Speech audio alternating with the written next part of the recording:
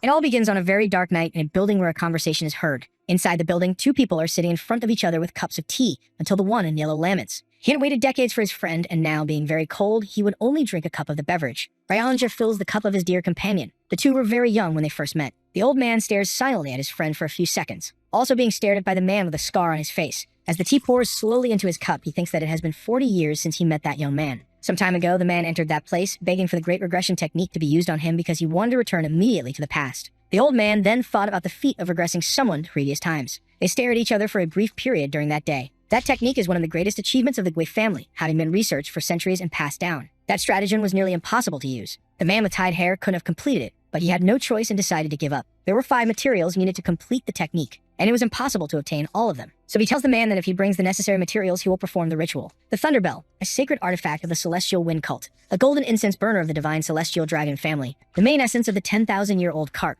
and the secret demonic soul of the demonic cult. The old man says he thought the young man had died in some unknown place. He is then very perplexed and cannot believe that the man had managed to get all the materials after so many years of being gone. That fierce missionary tells the old man that his technique must be very phenomenal to require so many materials, and that he had considered just killing him. The old man stares at him silently for a few seconds. He then thinks that the young man was very young when he set out in search of the amulets, and that now he was very different and inevitably changed. Finally, he asks why the man wants to go back to the past. Out of nowhere, the man slams the cup on the table with great force, and with a look of anger and rage, he says that the reason was revenge. The old man, shocked and scared, stares at him, and immediately asks about the impossibility of avenging himself with his skills without needing to go back to the past and who this grudge was against. The man with long hair looks at him and replies that it was all because of Muji, and then the old man widens his eyes. All the leaders of the 3 strongest groups known as the Pillars of Nurim were killed by this man. The exact trio of commanders was killed, including the celestial demon. Muji was the strongest man in history. He was the most powerful person of that era. The old man then says that he cannot defeat Muji even if he goes back to the past, being answered with a well-known reply as that man wanted to kill his enemy at any cost. The celestial demon that his opponent had killed was his father. With this revelation, the old man is shocked and widens his eyes again. However, he was not seeking revenge for the death of his father and his treacherous brother, as those deaths were not uncommon. The gray-haired man then asks why all of this. The answer was that on that day, Mugi had killed servants, cooks, and even children who had not been trained. He had no pity even for the cats and dogs. We couldn't believe it all, but his friend didn't care. In that era, the protagonist would not be able to kill his opponent, so he needed to go back in time and question his enemy before killing him about such brutality. Again, the old man stares at him with nothing to say. Soon after, he then asks if the same man could do him a favor if he succeeded in returning to the past. The old man wanted the protagonist to find him in the past. Confused, he is asked about that decision, and he replies that he wanted to be prevented from getting married. They stare at each other in silence after that. The protagonist looks serious, and then out of nowhere, he bursts into laughter at all of it. The old man's embarrassed and says that he is not joking, as he had to live alone until the end of his life. He's answered affirmatively, and with a promise by the time traveler, who wanted to quickly go to the place where the technique would be used. The two stand up, but the protagonist feels dizzy. He is asked if he is alright and replies that he lost an arm and an eye to obtain the secret demonic soul. Then the Thunderbell is seen, bright blue and shimmering. The old man approaches with a box. He opens it, revealing a black orb that draws a lot of attention. He makes a gesture in front of the monument, which soon reacts powerfully. Everything had already come together and was in perfect harmony, including the master. Still making gestures, suddenly a huge white light appears in front of him. Then a vast and wide portal opens right there. He is impressed and astonished, his eyes wide with a look of great surprise. Still making gestures, he celebrates his accomplishment. He then asks his friend if he saw that because he had always said it would work, and that he could open the portal to the past. They stare at each other in silence for a while because the protagonist doesn't seem as enthusiastic about the feat. He sighs, seeming quite nervous and even regretful. The gray-haired man still doesn't understand it all and watches a bit confused. He looks at the portal for a few seconds. He turns to the protagonist again and says he feels sorry. He repeats what he said as he walks toward the portal. He says he promises to find his partner and warn him of the impending disaster. Going back to the past was his family's greatest wish and his as well. Suddenly, he feels something holding him, making him unable to move. He couldn't move, and his demonic acupuncture points had been sealed. The protagonist suddenly appears behind him, asking how he dared to do that. The old man widens his eyes, fear and anguish evident on his face.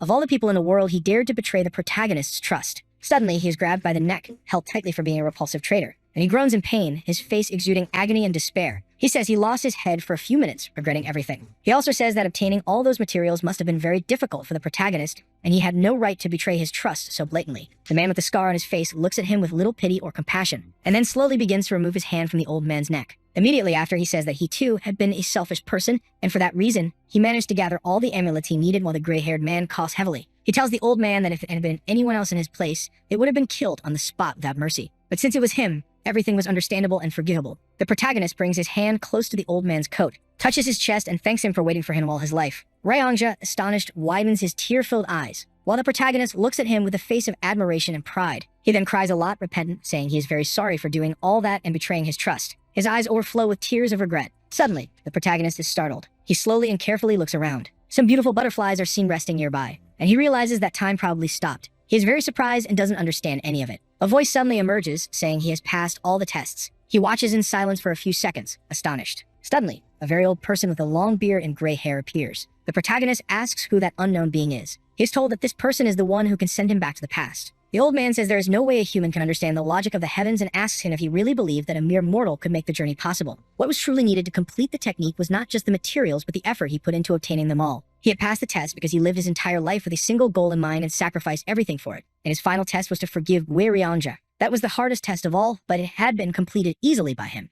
After so many words from the old man, he responds by asking him to kindly fulfill his wish to be taken back to the distant past. And he is immediately asked what he will do there. He replies that he will kill the one who deserves to die and save the one who should not have died. But that was not his only motivation. He also wanted to live and enjoy his life because he could not do so while always thinking about his enemy. He is then asked what he regrets. And he replies that he regrets everything because his life had never been controlled by his own will but by someone else, and he realized it too late. The old man stares at him for a few seconds. He closes his eyes in a thoughtful and reasoning tone, and soon says that he is very curious about the kind of life the protagonist will live and that he is very eager to see his new life. The beautiful and splendid butterflies unfreeze, and the old man also returns to normal, forgiving himself for his repulsive actions. The protagonist silently observes everything around him coming back to life. And then the gray-haired man continues, reminding him not to forget the promise made earlier, as he truly wished he hadn't married and wanted to be stopped from doing so. Soon the protagonist turns his face towards the giant portal. He tells the old man to stay well, walking slowly towards the hole. The old man even tries to call him back, but he only wanted to remind him to fulfill the promise he made before. The protagonist walks towards the hole very slowly. A white light with golden beams begins to emerge.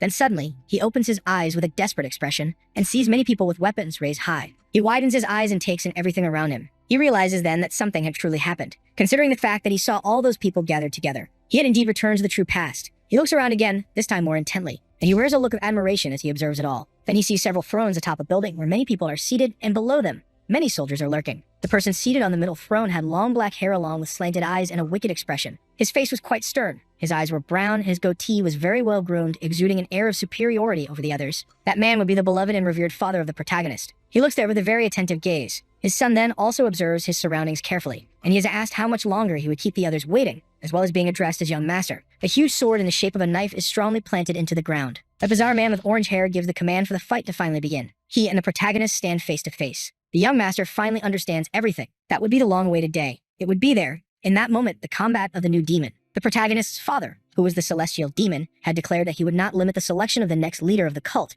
to just his own bloodline. That had caused an uproar within the cult because it meant that anyone could become the celestial demon as long as they were the strongest. But the protagonist's father showed that he was serious about his announcement and soon launched a fighting competition among the next generation leaders of the cult. And the winner of the new demonic skirmish would have the chance to challenge one of the two sons of the celestial demon, and whoever won the fight would have a wish granted by him. The strange man then quickly asked the young master if he was going to give up while there was still time for that. He remained silent with the wind blowing through his hair. The huge scar on his face had disappeared. His skin was younger, including his appearance. At that time, he had been offended by that ugly man choosing him because it meant his opponent thought he was weaker than his brother. But looking back, he might have chosen him for another reason. The ugly man had bribed the cook in his house and asked him to mix energy-dispersing poison into his rice so that he couldn't use his energy. And because of that very dirty trick, he lost the fight. He even tried to tell his father what happened, but he didn't care much and said nothing. In fact, his father looked at him with eyes that seemed to blame him for falling for such a silly and petty trick. After that, the protagonist did some things that pushed him to his limit, and because of his mistakes and failures, he was losing his position in the succession war. It had all started with that defeat on that very day. His opponent soon says that he is distracted with his presence so close.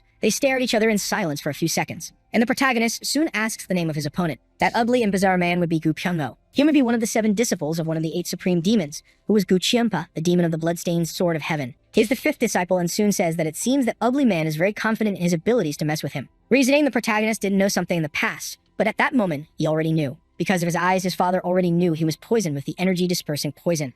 He was watching how his son would overcome that very problematic and complicated situation. Since the protagonist still had the knowledge from his past life, he could defeat his opponent in a single move, but he couldn't reveal his true ability there. And then he announces to everyone gathered there that he will fight through Pyungho without using any internal energy. Everyone is perplexed and astonished by that decision, most of them showing expressions of concern and shock. Even his opponent is impressed by such audacity. He truly had a lot of courage, and then everyone cheers for the unbeatable swordsman. His enemy curses him with great anger, and Sue proclaims that he too will not use the internal energy within his body. Everyone watches and listens to this with great attention. Soon murmurs are heard about how the fight will be very boring since no internal energy will be used by either side. The protagonist's enemy curses him again and says that even without using his internal energy, he better be careful because his sword has no eyes and cuts anything it hits. He then feels strange in that body and wonders about his movement because he doesn't know if it will be fully efficient, and soon demands that his opponent unsheathes his sword immediately. He also mocks him a lot, saying that he won't need to use his sword against such an enemy. Everyone laughs at that situation because the protagonist was evidently underestimating his opponent. And then the ugly man quickly says that he won't kill him because he is the cult leader's son, but that he will definitely take an arm from him. As his opponent advances toward him, the protagonist thinks and realizes that his body is capable of reacting instantly and was faster than he thought.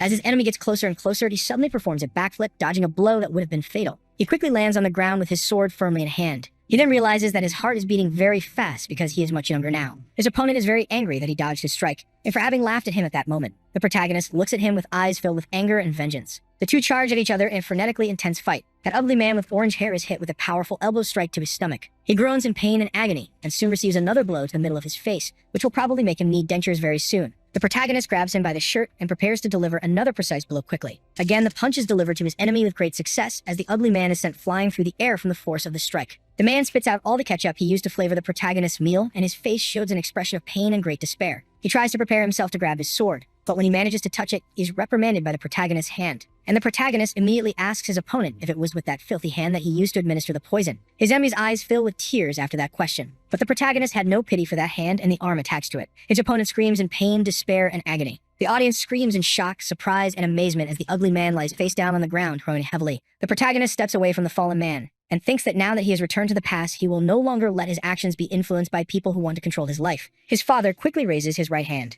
The entire audience watches tensely, knowing that this man is about to grant the winner a wish, and the master soon asks what he will want as a prize. He stands still for a few moments, watching his opponent get up. He then thinks that normally people would ask for a craftsman's sword or a secret martial arts manual, which is what everyone would expect. His father stares at him with a serious expression and a stern face, but this time he would follow his instincts and ask for what he truly desired. He requested to go on a hunt in the company of his beloved father. His fatherly figure looks at him again in complete silence, still with a very serious expression. The protagonist's enemy watches all of this in great surprise with a look of intense pain and agony. The protagonist's father asks if that is really what his son desires, and he is answered affirmatively, as he greatly wants to learn to hunt with his father. Once again, he is stared at by the man with slanted eyes and a stern face. The man prepares to rise from his majestic throne. Standing up, he says that at dawn, the two will leave for the long-awaited hunt. He turns his back to leave the place, and he leaves while the other people beside him greet him with a hand gesture. His son watches him walk away. His opponent calls him an idiot and a fool because he made an extremely ridiculous wish. But even so, he mocks the ugly man, who becomes enraged by it. Now that he is back to life, the recklessness that everyone else lived by no longer interests him. At sunset, in a very beautiful and red building, the protagonist looks at himself in the mirror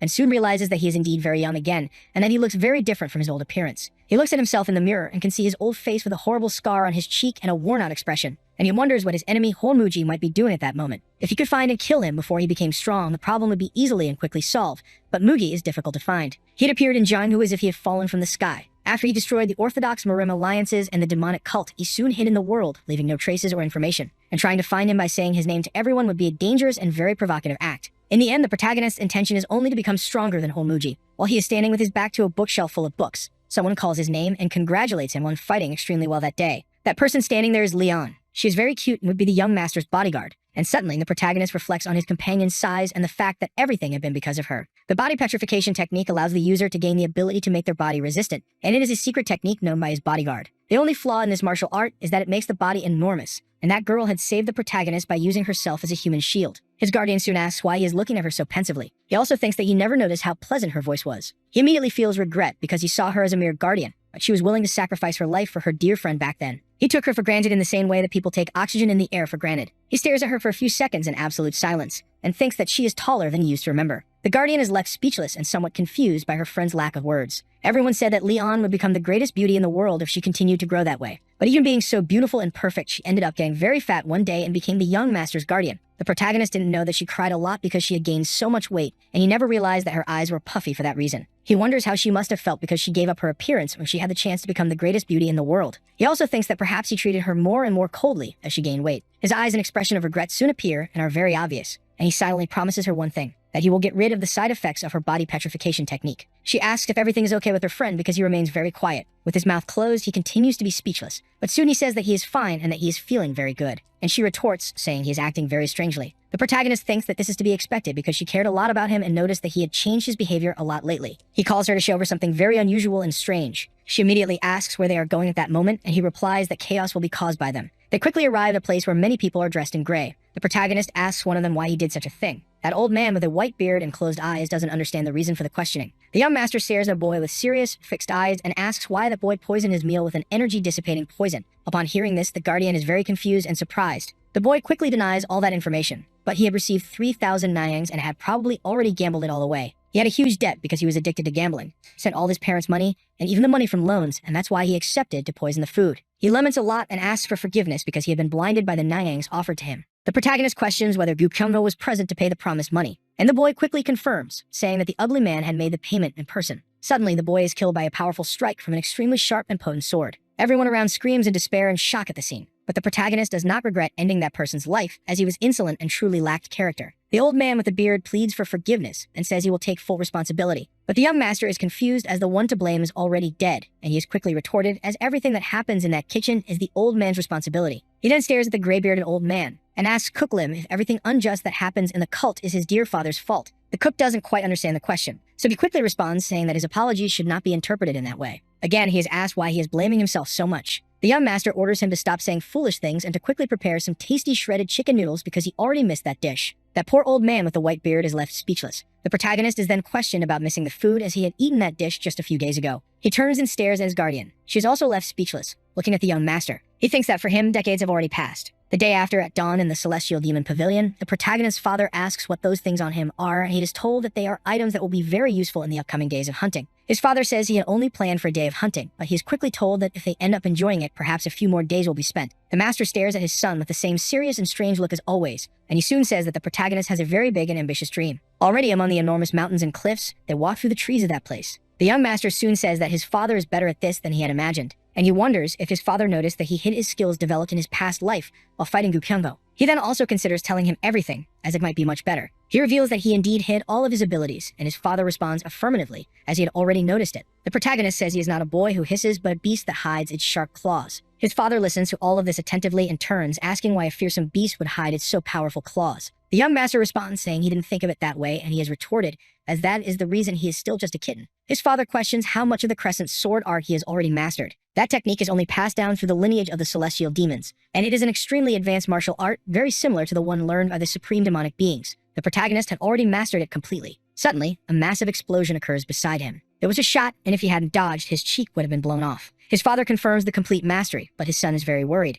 as it could have hit him even with the ritual completed. But if he were hit, it would be the price to pay for the lie he told, and since his face resembles his father's, it wouldn't look good with a scar. His father stares at him after that remark. He thinks he may have revealed too much information. The master says that since his son completed the mastery at such a young age, he deserves congratulations. The boy looks at him, both apprehensive and enthusiastic after that compliment, and they continue walking through the dense, closed forest. Soon the boy thanks his father for acknowledging his effort. The master ends up stopping mid-walk and placing his hand on the ground while the protagonist observes everything. It appears to be the trail of some prey, and his son asks how he acquired the hunting skill. He is told that he learned it from his older brother. The boy then asks, surprised, if he really had an uncle. Indeed, he did, but his father killed him when the boy was the same age as he is now. The protagonist falls silent and quiet after receiving that shocking information, and he says that his father did well to kill his uncle. The master stares at him with a very serious look after hearing that, but the boy quickly adds that if his uncle hadn't died, he wouldn't have been born. His father continues to stare at him without saying a word. They look at each other in complete and absolute silence. The boy soon thinks that his father must have suffered greatly for having fought against his own family, and he confirms this with the lessons he learned in his past life. His fatherly figure says that in the past he found no plausible solution other than to take his brother's life. The young master thinks that his father couldn't find a way to defeat the successor in the war, so he did what he had to do. He tells his father not to think that he too can do the same because he doesn't believe he could accomplish what his father did. And there's no need for the protagonist to even consider doing that, because his brother is wicked and very cruel. His fatherly figure stares at him in complete and absolute silence, and then begins to continue on his way. He then tells his son that he is tarnishing his brother's image, even though he's not here to hear and defend himself. Huge mountains in the forest are seen. The two climb them with great speed and courage. The young master seems quite tired from it. He then thinks that he didn't marry in his past life, so he really doesn't know what it's like to have children, and he is quite curious to know what that experience would be like. He wonders what kind of existence he would be as a true father. The two quickly reach the top of the enormous and tall mountain. The young master asks his father what is there amid so many trees and plants, and he is told that their dinner is there. The boy, quite naive, says that they need to kill the creature, but he is quickly corrected as no one can kill what they cannot see. His father instructs him to close his eyes and feel everything around him. He responds affirmatively. Then he closes his eyes and focuses intently on sensing what is around him. When martial masters try to discover their opponents, they feel the vibrations in the air around them. People usually call this the energy flow of a being. The protagonist can only feel one energy movement, that of his father, who is very close to him. He is soon instructed to send a little energy in a single line. He has to do it as delicately as possible and think of his body as a soft ball of yarn. then slowly release the energy as if pulling a thread. He is very focused and attentive to doing all of this, and soon he says that he is starting to feel it. His father then questions his perception of what it might be, and he responds that it is a tree, and he is quickly instructed to search that same area. Very slowly and calmly, the boy concentrates hard on doing it. The energy ends up touching something right there. It was an animal with huge teeth and the appearance of a swine. It was an enormous and ugly wild boar. He wonders if it might be a bear, but the creature had coarse fur and a long body, so it was probably a wild pig. It is confirmed that it was indeed a wild boar. The two remain silent for a brief period of time. His father then says that in the beginning, he also couldn't guess correctly from such a distance. The son quickly responds that he has a body that learns martial arts easily, so it's not surprising that he mastered it on his first try. His father stares at him with the same stern and angry face as always after his son's sarcasm. A campfire is made after all that. His father asks when he learned to prepare hunted animals for cooking, as his skill is impressive. He quickly responds that it was from a book. He thanks him for the compliment and quickly thinks that it's because he hunted countless wild boars to eat before regressing. He tells his father that he prepared what he's sitting on to win his favor and that it was worth carrying all that heavy luggage. And he is soon questioned if he went hunting with his father just because he wanted to impress him and become the successor. He quickly replies in the negative because that would never work with him, and he can become the successor on his own without anyone's help. His father says that he has a lot of confidence in himself and questions the real reason why the boy wanted to hunt with him.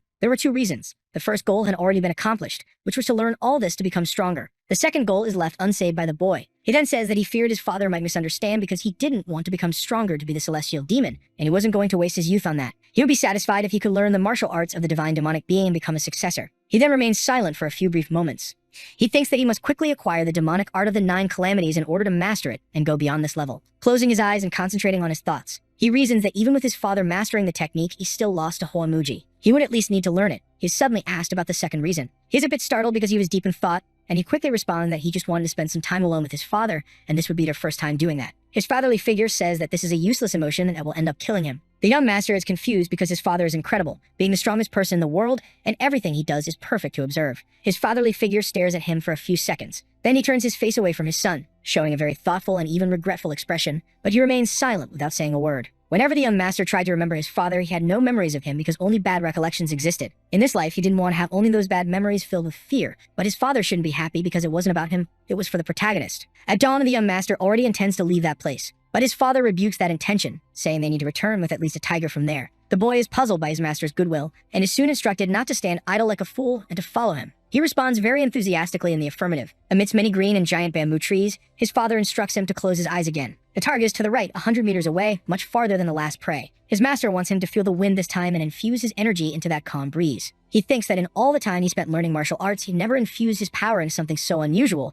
because there was no one to teach him, and he is soon ordered to release his energy right there. If he is slow and careful, all he will end up with is a petty trick. And if he wants to use this in a real situation, he must hit the target quickly. His energy begins to develop. He can feel it along with the wind and wonders how he would combine the two at the same time. The energy moves amid all that, and seems to take a direction as it does. The young master tries his best, fully concentrated, and soon discovers that infusing with the wind is not about walking on it, but intertwining the two at the same time. Based on those actions, the energy begins to move toward the bamboo and quickly passes through them, seeming to reach something with lots of fur. It was a beautiful but very angry feline with a look of rage. The young master is startled by this and quickly opens his eyes, telling his father that there really is a tiger there. His fatherly figure asks what happened and scolds his son for stopping, saying that the more energy he releases and maintains, the greater his chances of survival, to which the boy responds affirmatively. A canteen with a liquid was his father's strongest ace up his sleeve. The two drink the contents of the container. His father stares at him with a canteen in hand, saying that it's really good. The boy lies, saying that it's still too strong for him, and his father tensely responds, saying that no demonic human would complain about liquor being too strong. He retorts, saying that having a cruel heart is much more important than that, but his father questions whether his son would have the courage to kill him. The boy lies again, denying that he would do that, but if he had reasons to take his life,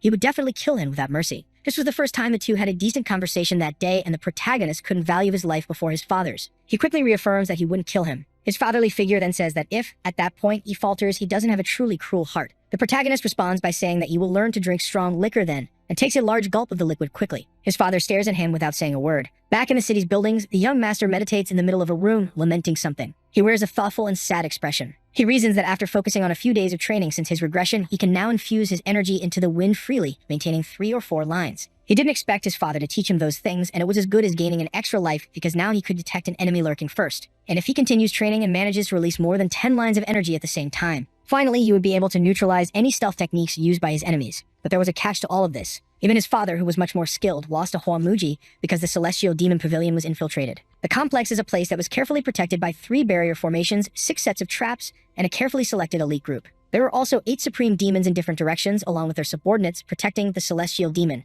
In the north were the demon swordsmen of the Northern Heaven Sword family, led by the Supreme of the One Strike Sword. In the south were the demon swordsmen of the Southern Heaven Blade Group, led by the Swordsmen of Heaven's Blood. In the east were the Iron Fists of the Eastern Fist faction, led by the undefeated Fist Demon. To the west were the demon sorcerers of the Western Illusion formation, led by the Soul-Stealing Demon. In the northeast were the Faceless Swordsmen who aspired to become the Demon of the Malicious Smile. In the southeast was the Drunken Swordsman, always intoxicated with the Drunken Demon. In the southwest were the Poison Fangs who research all kinds of poisons alongside the Poison King. And finally, in the northwest were the Mad Monks, obsessed with the beliefs of the demon Buddha, who deceives the world. At that time, the protagonist thought the enemies had invaded from outside, but that wasn't the case, and he later realized that the external defenses hadn't been breached. He is certain that someone among the other supreme demons let Huomuji into the celestial demon pavilion where he was hiding, and there may have been more than one traitor who was never found. But it doesn't matter who it was because he treats all 8 supreme demons as traitors. After his father died, none of the 8 supreme demons sought revenge. Instead, they decided to close the demonic cult. That event is still far in the future, so he knows everything about them, how their lives were, and how their final moments played out. The young master begins to pace in the room he's in, firmly holding his sword in hand,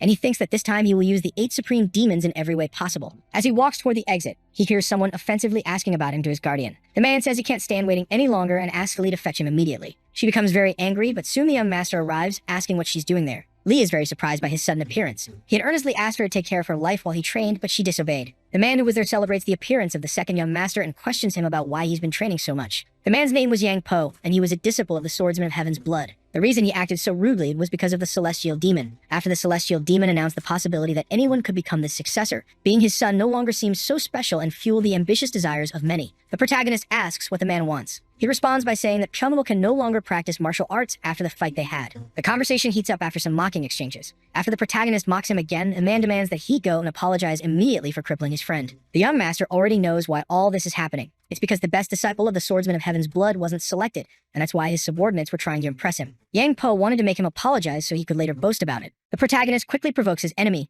saying that his leader would never choose him as the best disciple just because of all this. That opponent soon gets very irritated, saying that all this is nonsense because he's only doing it for Pyeongmo's sake. The young master tries to put an end to it, and says that he wants his enemy's apology immediately. He is questioned about this unusual decision, but all of this was because that man had spoken rudely to his subordinate. The man still doesn't understand it. Lee insists that she's fine, but the second young master remains furious about what happened. She is left speechless by all the defense from her superior. The protagonist then orders Yang Po to kneel and apologize to his subordinate immediately. He mocks and calls her fat again. The man spoke too much once again, and got angry again, saying he'd rather die than kneel before the girl. That was exactly what the protagonist wanted to hear, and he was about to grant his enemy's wish because he was going to kill him.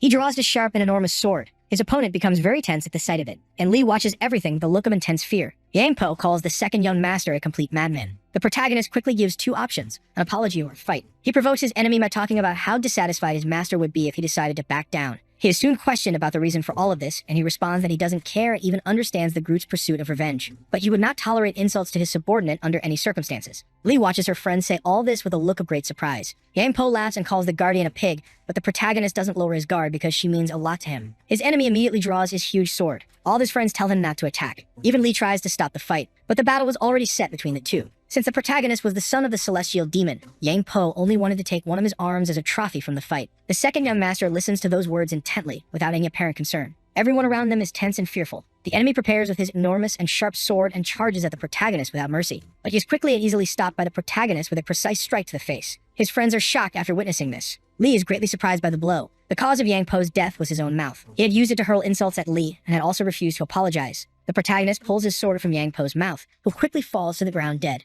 The second young master displays a look of conviction in his victory. All of Yang Po's friends rush toward him deeply concerned, and they ask the protagonist if he can handle the consequences of the actions he just committed. He quickly responds by saying that their mouths are just like their dead friends. The second young master orders them to repeat what he says without changing a word, or they will suffer the consequences brutally. They quickly leave, dragging their dear friend's body. Lee asks her friend why he did all that. She reaffirms the question, saying that no one would do such things for someone like her. The protagonist thinks that even though Lee On was frequently emotionally wounded, she still cared about him. He soon responds that it wasn't for her because he only killed someone who deserved to die, and she retorts, saying that the Swordsman of Heaven's Blood wouldn't let that go easily. He looks at her after hearing that. It was natural for Lee to be scared because the 8 masters wield a lot of influence. They have prowess and subordinates that even the Celestial Demon cannot ignore, and the Swordsman of Heaven's Blood was one of them. The protagonist had beaten one of his disciples and killed the other. The young master quickly says that he has nothing to gain by getting involved because it was his fault for not properly educating his subordinates, but she retorts, saying that his pride would be hurt. He responds by saying that the swordsman isn't that prideful. He slowly raises his hand toward Lee, places his fingers on her shoulder, and says that she wouldn't need to put so much effort into protecting him. She stares at him with wide eyes. He starts to walk away from her, thinking that there's a lot to gain by killing his enemy.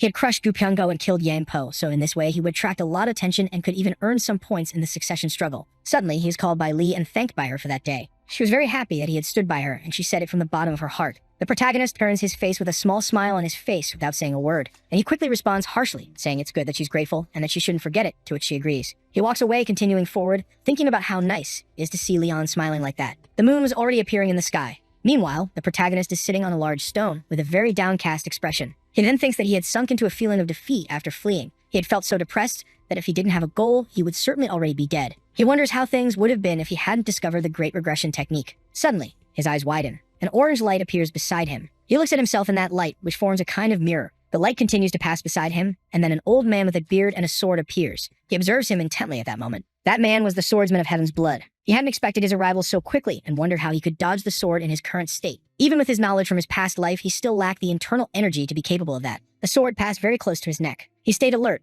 observing the moment. But the swordsman also sat down on the stone. He watched him without saying a word. The man with yellow eyes and a white beard also said nothing and soon asked why the protagonist had done all of that, to which he replied that it was because the man had acted like a complete idiot. The old man seemed a bit confused by this and asked if his subordinates had picked a fight with the son of the celestial demon who doesn't give a damn about real idiots. Then he fell silent for a few moments and quickly raised his sharp sword. He immediately questioned the protagonist about cutting off his head and taking it to his subordinate. The young master defended himself by bringing up his father's name to intimidate the swordsman, who then seemed to regret those threats and immediately moved the sword away from the boy. He dragged the sword toward the ground, making 2 deep marks on the soil with great force. The protagonist didn't understand that sudden action. Those marks signified how much the celestial demon cared. The young master's portion was the smaller one, while the larger one belonged to the old man. The boy was speechless upon learning this information and turned his face deep in thought. He placed his finger on the smaller mark and said that being the son of the celestial demon meant it mattered, so it would be a 7, while the swordsman was only a 3. The old man laughed after hearing such a low score and said they would only know for sure after testing it by killing the protagonist and presenting his head to his beloved father. A second young master responded, saying how much the swordsman underestimated the paternal love of the celestial demon. The old man gripped his sword tightly and said that because of all that, they would indeed test both statements. The boy grew very tense, fearing for his life at that moment. He said there was no need, as his father had 2 sons, and the swordsman was just one. The man laughed again after hearing that and said the boy wasn't as foolish as his disciple. The protagonist then prepared to stand up and said that if the old man's disciples were a little like him, they would still be alive. The gray-haired man called out to the second young master and said that he had lived much of his life amid a lot of bad luck and hoped never to see him again. The boy responded by saying he would remember everything that had been said and began to walk away from there very cautiously. He widened his eyes after everything, feeling quite relieved. He then watched the swordsman disappear into the trees on that dark night. Still gazing at the sky beside that enormous stone, he soon groaned in pain from the blow he was feeling. He tried to lift his pajama shirt and noticed 2 large marks from the strike. That damn old man had done that with the hilt of his sword. The boy stood there thinking in silence for a few moments. He reasoned that the old swordsman might seem to act on impulse, but he planned and calculated everything meticulously before putting it into practice. The fact that he repeatedly mentioned wanting to take the protagonist's head to his father meant that he truly intended to do it. That swordsman had come to see the second young master and found the boy's wish to hunt with his father unique. The old man felt the need to test the boy since, in addition to everything he had done, he had also killed one of his disciples.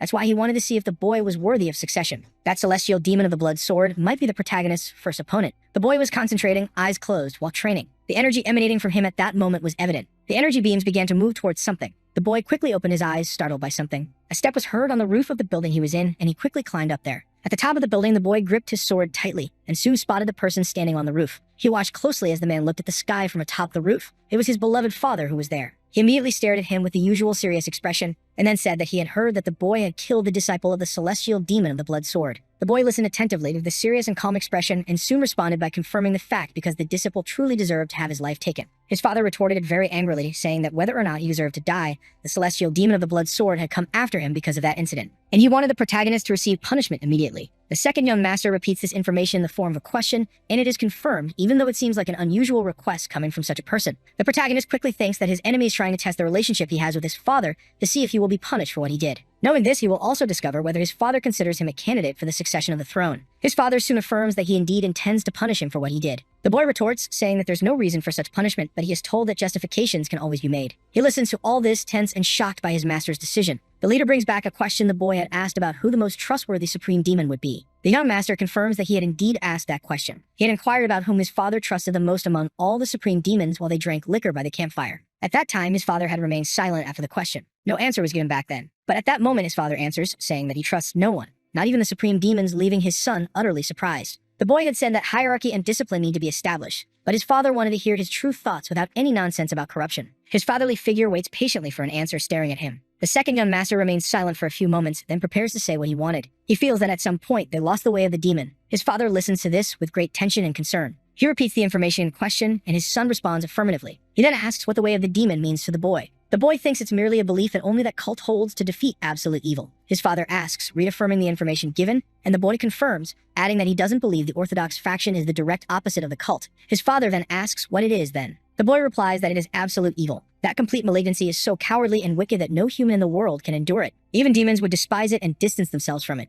The orthodox faction wouldn't be able to deal with true absolute evil. After all, that organization is fundamentally rooted in being indulgent. As long as they value people, how could they match the evil whose humanity has lost control? They would be the only existence within Murim capable of eliminating evil that is heinous and perverse by being even more perverse, the second young master says. When the great malignancy, which even the orthodox faction cannot handle, kneels before him and his father, that will be when they have truly fulfilled the way of the demon. His father widens his eyes after hearing all this from his son. The boy continues, saying that if they cannot fulfill the true way of the demon, they will not be able to go far and must punish themselves so they can survive. That master remains very silent and serious after hearing more of this from his dear son. The boy looks directly at his father and thinks that he must have never thought about this before or heard anything like it. This was not something the boy learned or realized while in the cult, but something he felt while wandering the Central Plains throughout his life. His father asks if he has any more arrogant thoughts. The boy looks sad after hearing this and says that just that was enough to say. As the boy frowns, his father says that now he understands why the celestial demon of the blood sword wanted him punished immediately. That old man had seen something in the boy and wanted to use his father to test him. The second young master says that the old man saw a possibility of him being a potential successor to the throne. But his father retorts, saying that he thinks the boy only has the potential to mess up the entire cult. The boy quickly responds that the old man has good eyes to notice the extraordinary. The master remains silent for a few seconds. He asks his son to follow him quickly. The boy immediately asks where they were going so late at night. They were heading to the lesser celestial cave. Upon arriving, there is a huge gate amidst a large stone cliff. The young master quickly thinks that this is the place where a potential candidate for the throne goes to be tested and trained before truly gaining power in the cult. Entering there was easy, but those who couldn't pass the test would be trapped forever with only a 50% success rate. Half would also lose their lives. That place was so dangerous that even the protagonist's ambitious brother never mentioned wanting to enter. But if he wanted to be a true celestial demon, he would have to successfully pass through there at least once. His father asks him to enter that place because at about his age, he had also entered.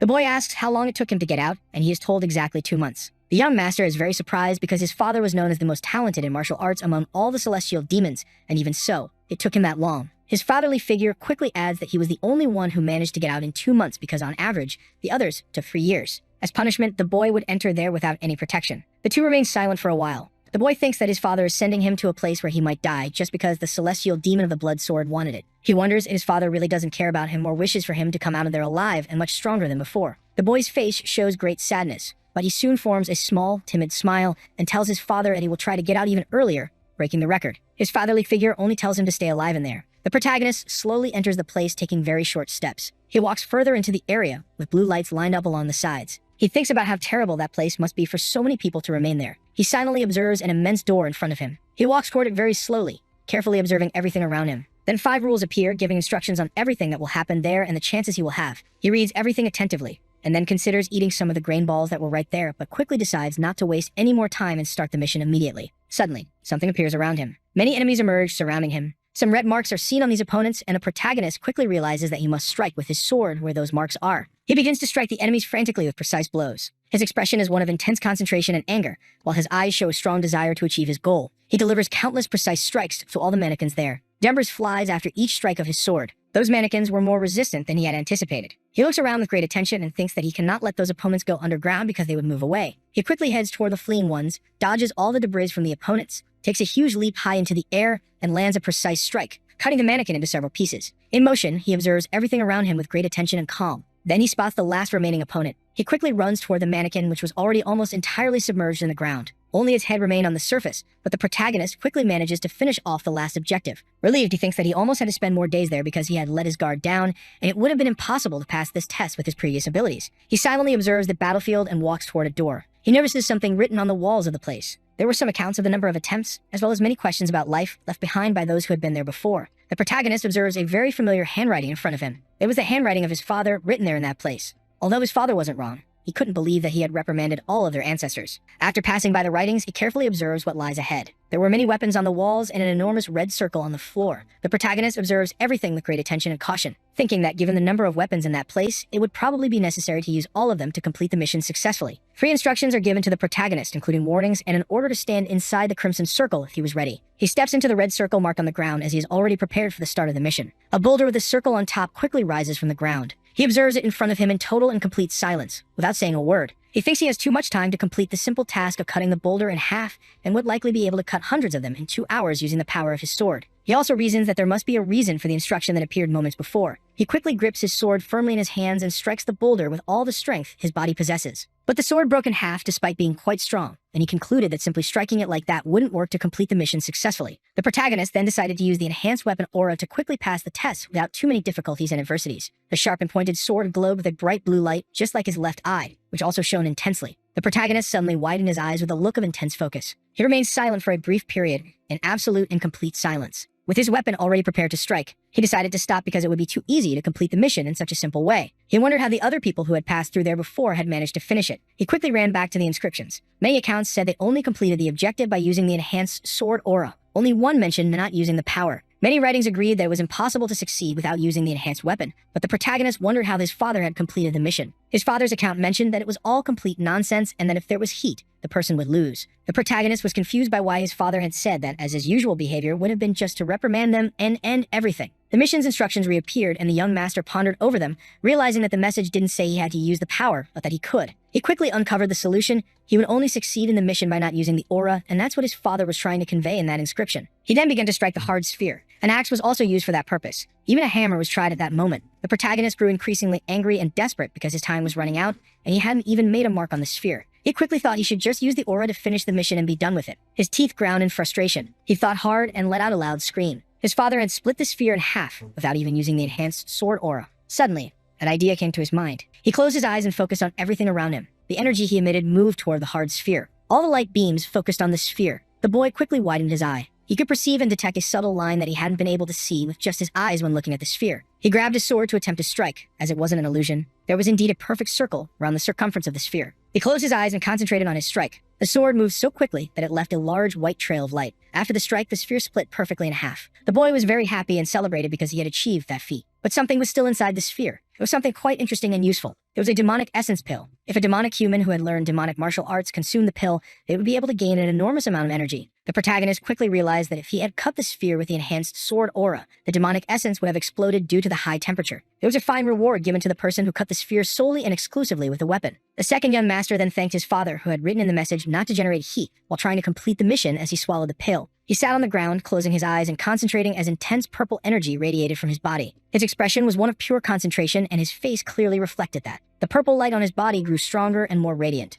All the energy spread throughout the environment while he sat with his sword on the ground beside him. He finally opened his eyes after everything, feeling very relieved. He slowly rose from the ground and clenched his fist tightly, feeling the strength in his body, realizing that his body had become much stronger than before because what he had been lacking was energy, and now he had obtained what he needed. Instructions for the next mission appeared again, to distinguish between life and death. He was confused, wondering what kind of test that would be. As he was already prepared, he quickly entered the crimson circle to begin the mission. The second young master widened his eyes and observed, right in front of him, some kinds of leaves, branches, plants, and flowers. This test required him to distinguish between good herbs and bad ones that could be very harmful to health.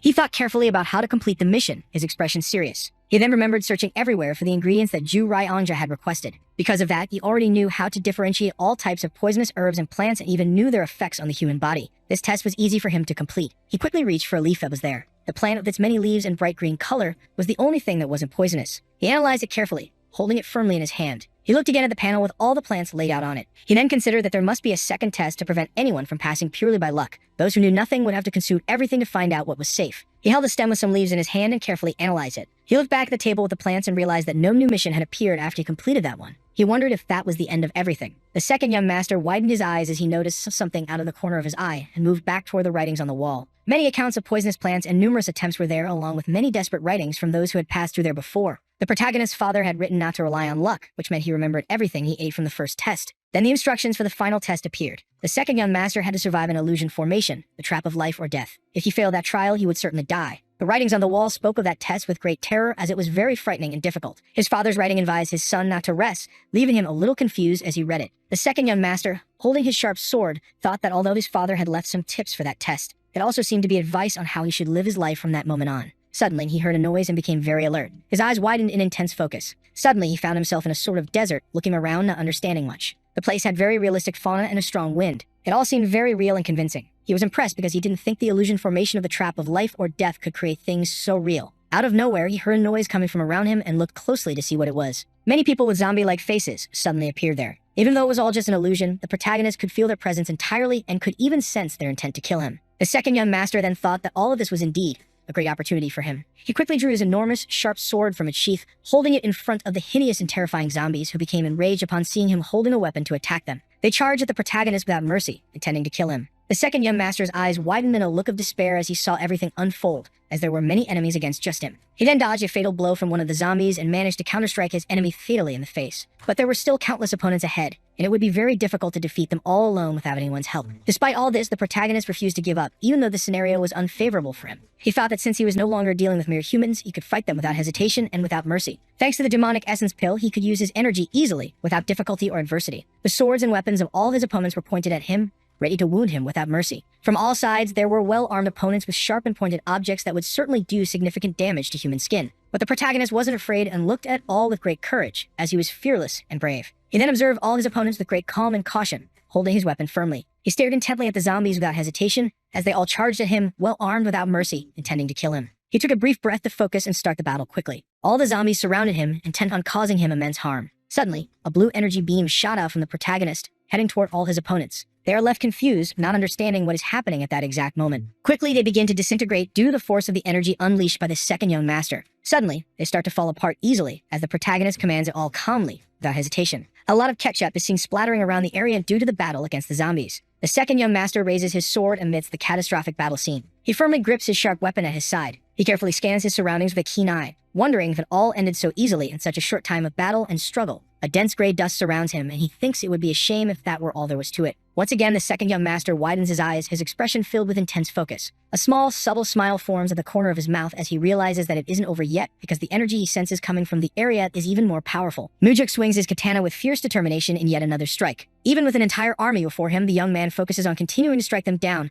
fighting for his victory and survival. However, he grows worried as he notices his enemies becoming stronger and stronger. Now he understood the meaning of the words, "Don't rest," for even though he was clearly exhausted, he had no other option there. Then he chanced to his sword, which emanates a blue aura as it slices through one of the knights. It was the first battle that felt real since he regressed. And to keep trying when his life was on the line, he knew he had truly absorbed the knowledge he gained in his past life. Thus, the protagonist kept fighting with all the strength he had, growing stronger by channeling those teachings into his new body. With rage coursing through his veins, he charged at the undead knights, shouting for them to come at him with everything they had. After a true festival of bones, our boy rests his sword on the ground, panting from the exhaustion of a hard-won victory, still wondering if it was really over. The young man is soaked in sweat as he returns to the other room, being congratulated by the panel in front of him. The thought of having his strength used for the advancement of the demonic divine cult makes him smile slightly. It was surprising he had passed all the tests in just one day, while his father had taken a month to do it. Even with his ego inflated, he acknowledges that if this gossip were to spread, it would cause tremendous disorder within the sect. Furthermore, it was likely that people would doubt his achievement rather than praise it. Because of that, he decides that the best course of action would be to stay put, using his free time to train and further enhance his skills.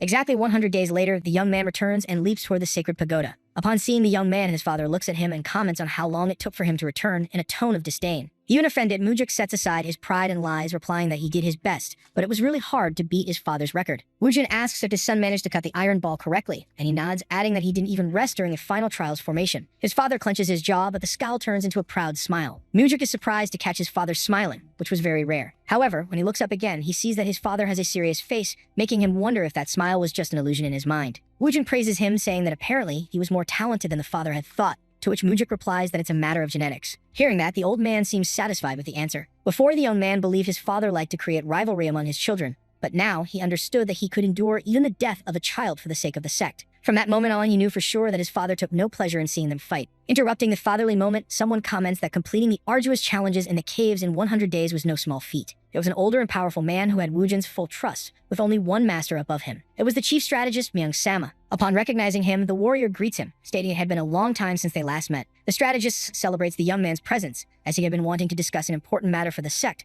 which surprises Muck. Discuss with him important matters about the cult? His father's hand was definitely behind this. The elder begins to explain that not long ago they had received an anonymous letter claiming the existence of corruption within the demonic army. The information makes the MC think for a bit. After all, the demonic army was one of his combat groups, and it was led by the younger brother of Chiampagu, the clever demon. There was no way around it. He would have to cross paths with Chiampa again. Mayon continues his speech, saying they had previously conducted a separate investigation, but it ended with the investigator going to sleep forever. Shocked, Mook asks if it was the demonic army that killed him, and Mayon confirms, adding that the one who got their hands dirty disappeared right after. So many implications and pieces of information made the young man suspicious of the old man's motivation in telling that story. Breaking the silence, the man states that he would like the boy to take on the role of investigator and sort out that mess. Though it's a very risky mission, where anyone complicit in the corruption would be executed. In other words, those involved would try everything to stay hidden. And even if the investigator in question was the son of the Chiama, the army would give no truce. Thinking about all of this, the young man says, "Sounds like you're sending me into the lion's den, boss," and the mustached man replies that it could indeed eliminate him. Muck looks at his father, trying to decipher his expressions, and realizes this must be one of his tests. Woojin recalls something his son once said, that everyone should control and punish themselves so they could follow the right path. But the boy counters, saying that will only apply after he becomes the celestial demon. In a provocation, the Supreme asks if his son is saying that just because he's afraid to act according to his words in that moment. Feeling challenged, Mook says that following that reasoning, he couldn't refuse the mission. The young man seals the agreement officially, formally accepting the request. Still, his father remains impassive, with an indecipherable expression that the hero mirrors. Thinking to himself, he may not know the patriarch's true intentions, but he was willing to show his abilities. Mujik makes one last request before the mission, arguing that it could be their last meeting, so he invites him to drink together. But he's disappointed to see the man get up and walk away from there as quickly as possible. He even tries to lighten the mood, saying to Myung that Woojin is all tough and rude, but deep down, he knows his father has a soft heart, something the old man strongly disagrees with. Outside, the young man is introduced to Darion, a special investigation officer from the Nirvana team, who looked more depressed than anything else. Mujik gets irritated, asking what the guy was doing there since he had specifically asked for the prettiest woman in the pavilion. To which Darion sarcastically replies that he must be the prettiest woman in their leader's eyes, and the answer seems to leave the warrior even more annoyed. But he shrugs it off, saying they should get started right away, which catches the newbie's attention. The investigator asks if by get started right away, his new boss means they're leaving right now, and Mujik nods. That definitely doesn't excite the young man. As they walk, the MC asks about the commander of the demonic army,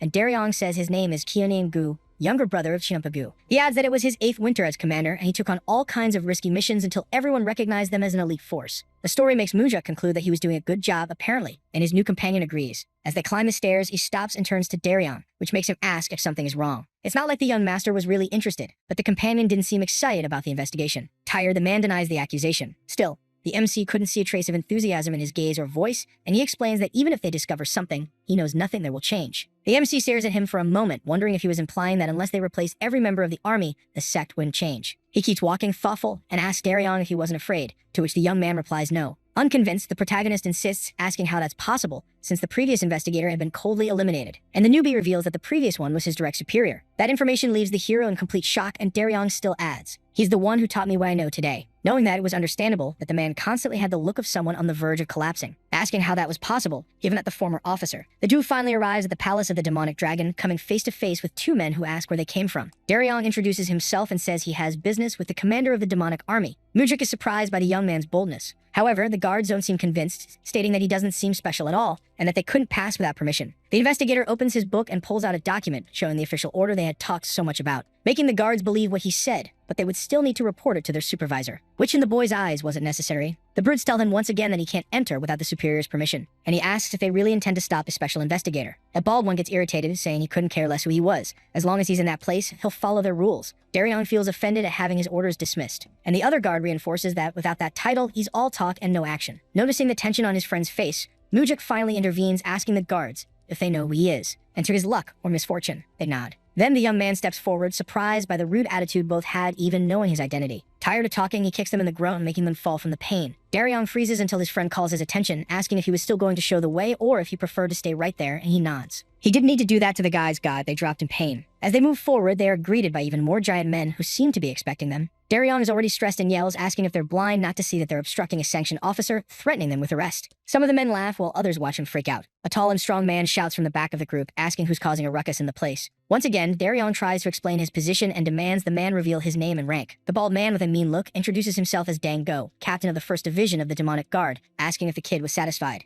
The investigator recognizes him. He was the first captain in the guard's hierarchy, notorious for committing atrocious acts even among the army. He steps forward, asking why they're all quiet now after being so bold. Darion introduces himself with his chest puffed out, telling the man to watch his tone, since he's there under official orders. Mocking, the buff guy asks what would happen if he didn't, and the investigator says that everyone there would be arrested for obstructing the investigation. To be sure of what he heard, Dang repeats the official's words. "Arrest me, is that it?" That certainly worried the guard a lot, who laughed in unison as they watched the situation. Meanwhile, Mujik just observes the scene in complete silence. Dang is full of sarcasm, saying he's so scared by those words he might pee his pants, but he'd love to see him try. Daryong doesn't know what to say, and the young master decides to be useful and greets the captain, saying it's been a while since they last met. Shaking his hand, he tries to remember when that happened, concluding it was at a banquet, though Dang looks super confused. However, the boy nearly crushes the bald man's hand with a handshake, explaining he's in a hurry to speak to the commander, asking them to clear the way. And he threatens, saying if the musclehead dares to defy him, he'll never be able to hold a sword with that hand again. Dang tries to keep his cool, finding it funny how some people fool themselves into thinking titles make them immune to a stab in the gut. However, the boy isn't intimidated, asking if the captain really believed he could wield a dagger with that hand when he was done with it. Even so, the bald man says he'd like to see him try, just to know what would hit the floor first, his sword or the guy's insides. The boy is a man of his word and sarcastically thanks the captain for his cooperation, saying he'd buy him a drink one of these days.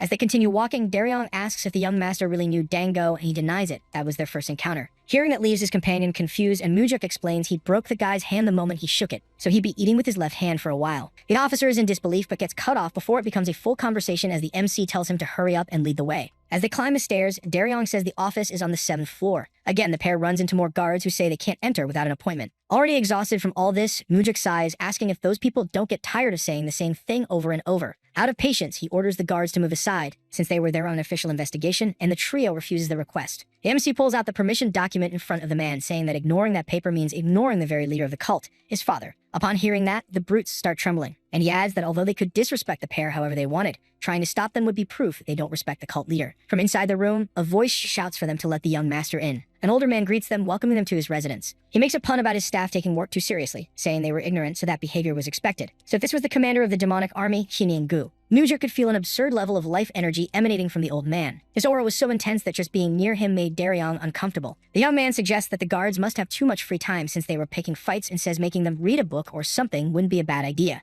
To which Xiuning replies with a saying about ignorance making men brave. But the young man stands firm, saying the concept is outdated, and nowadays the clever ones are the ones who make the best strategies in practice. The old man nods in agreement, admitting that he's fallen behind with the times. Mook is very surprised at how peacefully Xiuning is behaving. After the barbs are exchanged, the commander asks why he was chosen as the investigator, and the young man says his father was just trying to punish him. That surprises the old master. Noticing his expression, the boy explains that he made a small mistake during a hunt, which makes Xiuning break into a disbelieving smile. That reaction leads him to ask if he was trying to guess why his own father had sent him as an investigator. He changes the focus, asking why the Nirvana Pavilion had started the investigation in the first place, suggesting the existence of another anonymous letter. The MC tries to keep the information secret, but Daryong is quicker and confirms that this was indeed the case. Realizing what his friend was about to say, he mentally curses himself for admitting the truth. The commander sighs, saying he knew that taking charge of an army filled with rude and criminal individuals would only bring him headaches, which was exhausting. Mujik states that they intend to finish the investigation as quickly as possible and hopes the long-haired man will help even if it's something inconvenient. He acts offended and asks what he means by inconvenient. Without further delay, the protagonist says that everyone knew the clever demon, the old man's brother, was hiding his older brother. And the commander nods but argues that he and his brother were independent people, and he had always thought of Mook as Wujin's rightful heir. That makes the hero smile, saying that hearing that makes him feel more confident, and that he hopes to count on Xiuning's cooperation in the coming days. Xiuning replies that he wishes the same and will order his men to prepare accommodations for the pair after the meeting. Before they can leave, the elder advises the young man to be careful, which freezes him. "I'm only looking after you because I worry," the man adds. But without any fear,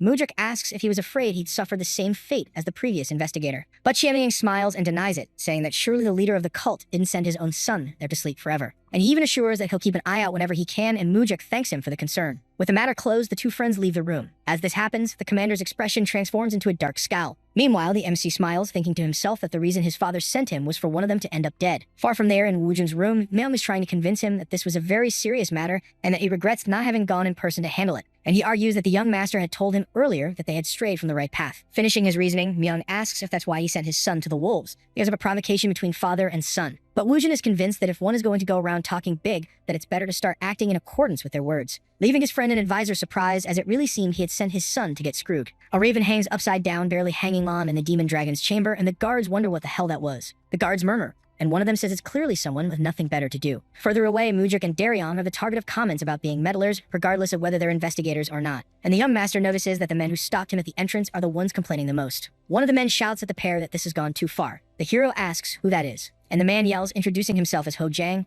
captain of the 3rd Division. Daryong recognizes him and says he has the best fighting ability among the commanders, which comes with a really bad temper. Mocking, the boy asks why the captain seems so stressed, and Jang asks if he needs to spell it out for him. What were they doing placing something like that in a place where lots of people pass through? But Mujik explains that someone from the guard had thrown the creature into his bed, so he thought it wouldn't be a problem. And the man suggests that instead of doing something so unpleasant, he could have simply punished whoever did that to him. The tension between the two rises until the protagonist nods and says he'll start with a 3rd Division in that case. The statement confuses Jang, who asks what he plans to start, and the boy answers, the investigation, of course. That irritates the commander even more. But before he can, Jang says that not even with his authority could he do something like that to him. The two exchange looks filled with hatred and satisfaction before the boy states that he can, in fact, do that. The response is enough for the commander to stomp hard on the ground in front of him, creating a hole in the floor. Mujik says he understands and that he is free to lose his temper, but he shouldn't forget that he could be accused of treason if he stands in their way. All of Jang's men gather to restrain him and ask him to calm down before he does something foolish. Tired of it all, the hero says he'll start the investigation right there with the angry one. And even out of his mind, the captain tells him to go ahead and get it over with. The three settle in a room, and the two could kill each other with their eyes if that were possible. Mujik breaks the silence and asks how long the man planned to keep up the little act. But Jang has no idea what he's talking about. Loud and clear, the young man states that he is the one who sent the letter,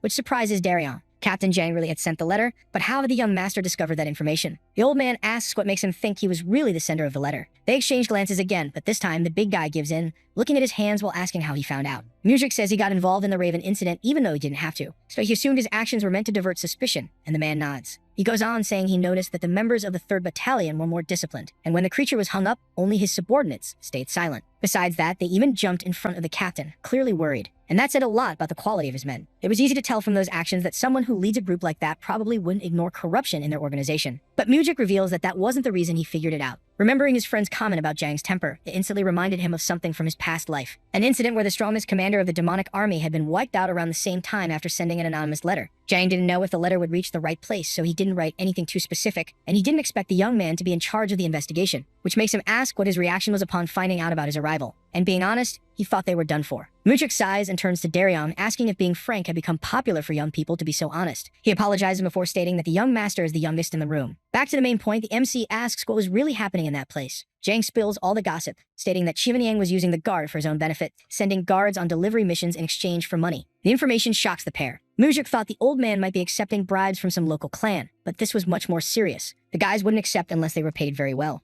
Daryong asks how that was even possible, and the hero says that most of the demonic guard was likely involved in it, especially the 1st Division. Jang, surprised, asks how he could know that. And it was another result of his earlier observations. The 1st Division was the first to try to stop the pair from moving and to curse them upon seeing the Raven. The young man shifts the focus of the conversation and asks how the captain of the 3rd Division found out about the corruption. Just remembering it makes the old man look downcast. He explains that the person responsible for the previous investigator's elimination had committed self-annulment. He was his friend and had sent the first letter. Interested, Mujik asks how close the two of them were, and Jang says they joined the cult together. It was like family to him. So the protagonist asks who the old man thinks killed his friend. The man confesses, I suspect the Lord Commander gave the go-ahead and Captain Go of the 1st Division handled the rest. All that information made the MC think this was quite the scandal involving the Chief Guard Lord and the 1st Division, not to mention the annulment of the investigator. It was impossible to think his father or the chief strategist were completely unaware of it. They probably wanted to see if the young man could handle the situation against Chiyonyang, who was the commander of the guard. Sincerely, Mujik says that Jang was a good friend, but he didn't understand how good the old brother had been. Definitely better than himself, who only watched as they did what they did to his friend.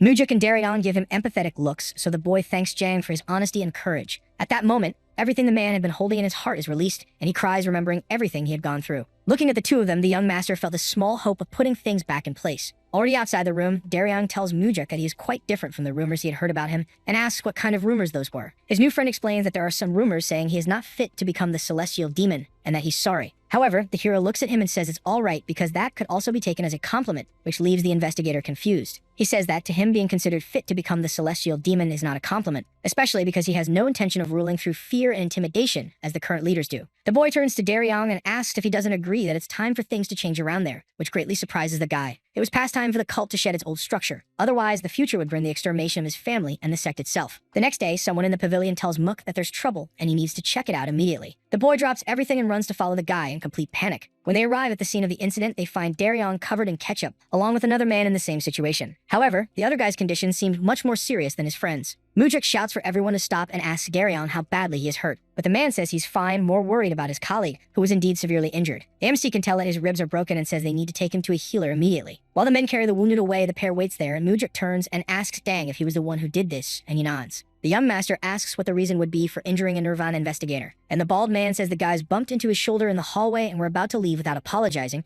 so he simply taught them a lesson. But the boy is sure it was he who bumped into the pair and wouldn't have let them go even if they had apologized. Dang looks at him for a moment and then starts laughing, saying that was probably true. In the middle of his laughter, Mujik says, poison, which makes him stop laughing immediately, asking what he meant by that. Mujik states that his subordinates are all like poison to him, and the buff man asks what the boy is talking about. He tells the guy to confess, suggesting that he eliminated sect members like this last year, and 2 years before that, 3 more over a bar fight. All of his opponents were low-ranking warriors, and the Lord Commander covered it all up for him before things got out of hand. In response, Dang comments that there are many rebels in the world who don't revere the demonic army. Muck asks if he knows that he holds the authority to decide on an execution if he deems it necessary. The information surprises him, and the room falls silent for a second, with everyone seeming concerned. But Dang breaks the silence, laughing and asking what he would do with that authority, since he doesn't seem the butcher type. The young man's eyes shine. This was the poison he was talking about, the result of letting a fool become aware of how others see him. The bearded man should be nervous, but instead he's acting tough in front of his subordinates. It's as if he's only looking at his own navel to figure out what kind of act he's putting on. Mujik starts walking forward, which alerts the guards, and they draw their weapons, preparing for a possible attack. Dang smiles and says messing with them means messing with an entire army,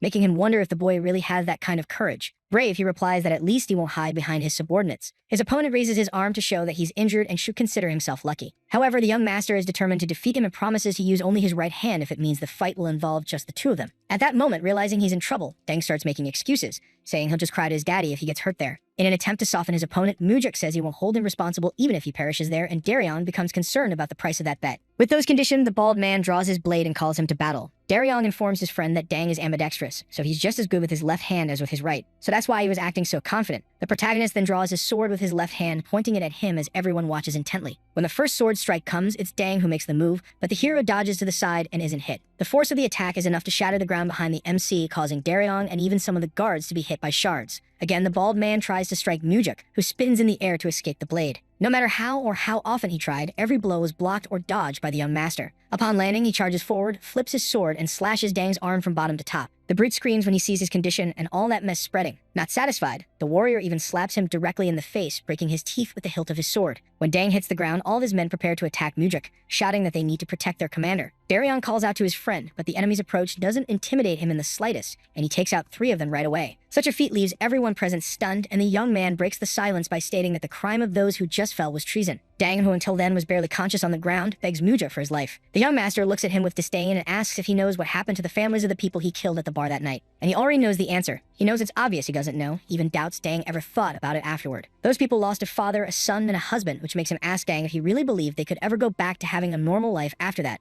Realizing this was the end, Dang begins to apologize, saying he was wrong. But Mujik tells him to shut up once and for all, finishing him with a stomp. At this point, everyone was horrified, except Daryong, who seemed more disgusted than anything else. Now at the peak of his rage, the young master asks who Dang thought he was to dare destroy members of his sect, even though he knew the answer would never come. Elsewhere, some women play instruments and dance while the man serves drinks. It's Xianyang, who shares tea with Mujik to understand what happened between him and his men, even if it wasn't intentional. The old man explains that Dang was chosen due to a lack of options, and he agrees there were many questionable traits about him. Hearing that, the hero thinks about how much of a total scumbag the guy is. He was talking about his right-hand man, but instead of avenging him, he was turning him into a criminal. Although he was eliminated during an investigation, he was still one of the commanders of the demonic army, so making this a problem wouldn't benefit the MC. That's why the elder suggests they end the matter here. The loss of 1 commander and 3 subordinates was more than enough. Muck thanks him for his consideration and admits that he agrees with ending things on a good note, but there's one problem. A problem? The commander asks. And the young man explains that there's no evidence that he was there for an official investigation, since he has nothing to report to his superiors. But Xianyang suggests he could just make something up.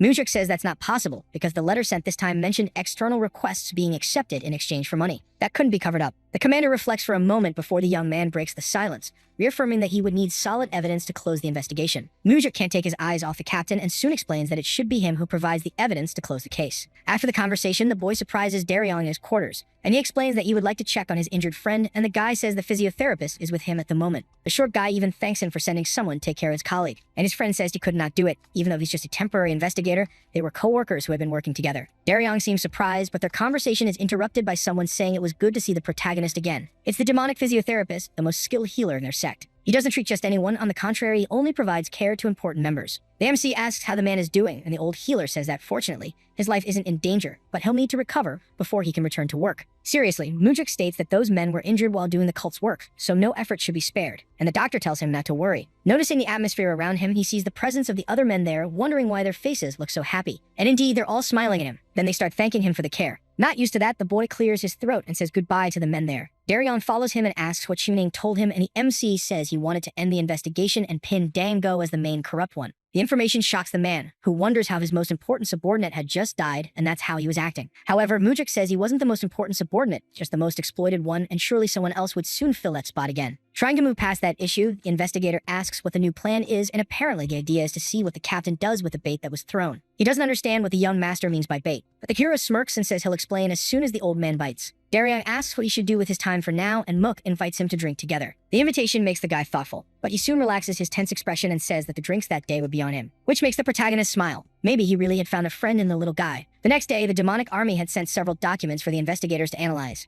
They were records of execution requests and banknotes with high values, papers the guard claimed to have found at the house of the first corps commander. Apparently, they had taken the bait. Mujik wants Darion to find out who the smartest person in the first corps is. He's sure someone intelligent was behind the forgery, and he explains that he will meet with Chuning once more to buy time to find that bastard. Already in his office, the young man announces that they received evidence directly from Captain Go's residence, and the commander says that's a relief, and now all that's left is to celebrate with a few drinks, saying he'll reserve the place where they drank before. However, Mujik cuts him short by saying there's still a small problem. That puts a scowl on the commander's face, who asks what it is this time. The issue was that the evidence came from the demonic army, when it should have been the investigators who found that proof themselves. Kimin asks if the source is really that relevant. The boy nods, since the chief advisor is no fool. If he found out where the evidence came from, he would suspect the investigation process and the results. That makes the commander think for a moment about what to do. So he asks the young master, who suggests he pretend to be working, like an extensive investigation for just one day, with the old man's authorization. Noticing the reluctance in the man's eyes, the MC says he doesn't like doing it either, but it's just a formality, so any document would do. Finally, Qianyang agrees, saying he'll ask his subordinates to cooperate with whatever he needs. And that answer is enough to put a smile on the young master's face. He only wants the first documents used to contract the army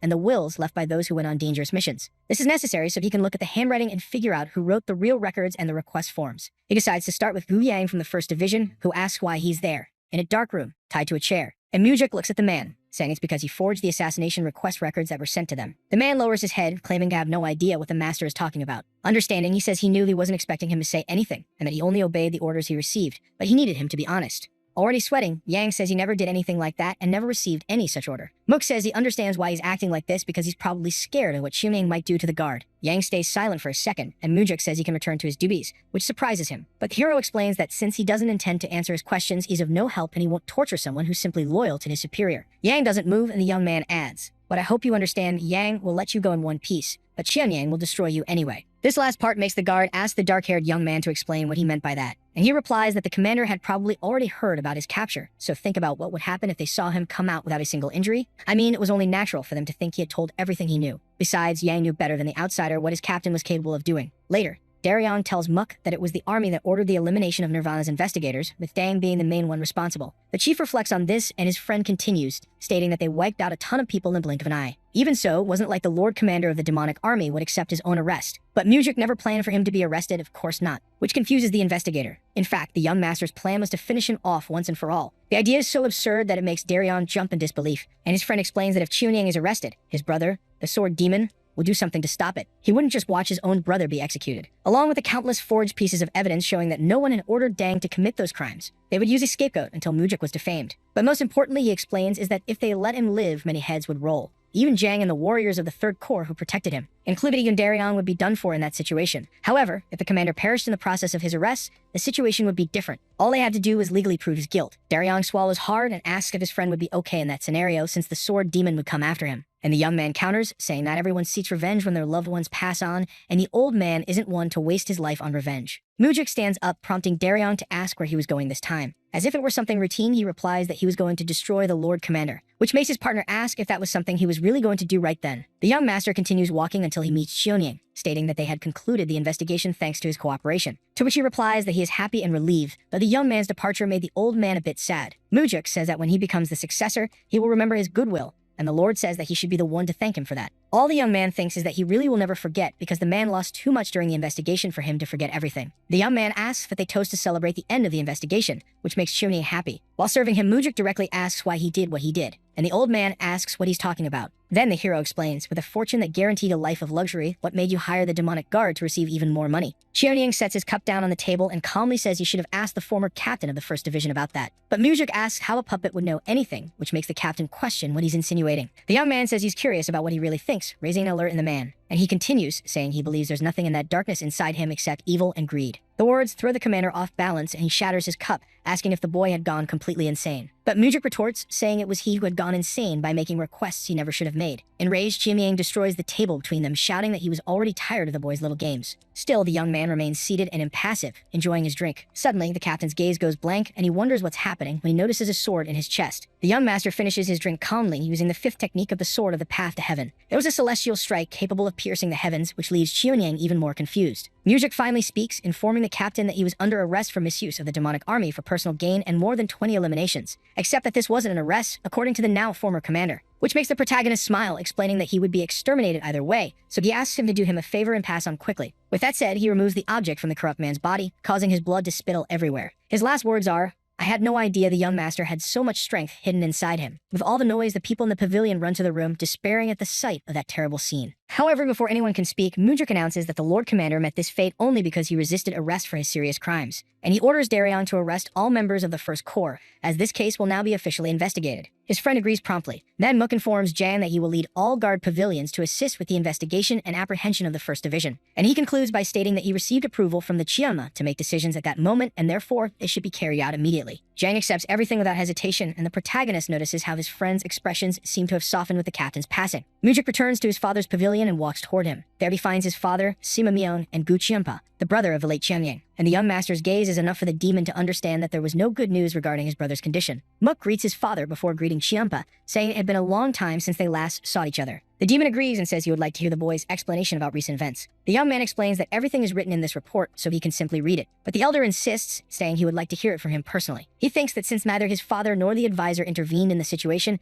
they probably wanted to see how he would handle it on his own. So he says that based on his investigation, they discovered his brother's serious crimes and that he tried to destroy him during the arrest process, apologizing for the ending. It made a lot of sense to Chiampa after all. If he committed a crime, then he should be punished. But there was something he couldn't understand. I mean, he could be somewhat pathetic, but he wouldn't be foolish enough to attack the boy in a situation where his crimes had already been exposed, which wasn't a lie. He would probably surrender without a fight and ask his brother for help, and Mujik had finished him precisely to prevent that. However, the hero states that he has no idea why he did it, supposing that the old man couldn't accept the fact that he was caught by someone much younger. Chiampa is insistent and says he saw his limp body before going to the palace, and it looked like his brother had been stabbed in the chest with a single blow. Apparently, no one realized how exceptional the boy's skills were, considering he managed to take down the mustache man's brother with a single strike. He looks to the side and says he has to give credit to his father for that. The Lord was furious, but he couldn't use all his strength on the Chiama's son. Chiampa gives a fake smile, saying he is grateful the boy is telling the truth, as he felt much relieved to hear it. Mook still pretends to feel very bad for having taken the light from his little brother. It was very strange. He wasn't showing him a sign of anger, even though he had taken down his disciple and now his brother. He should be furious.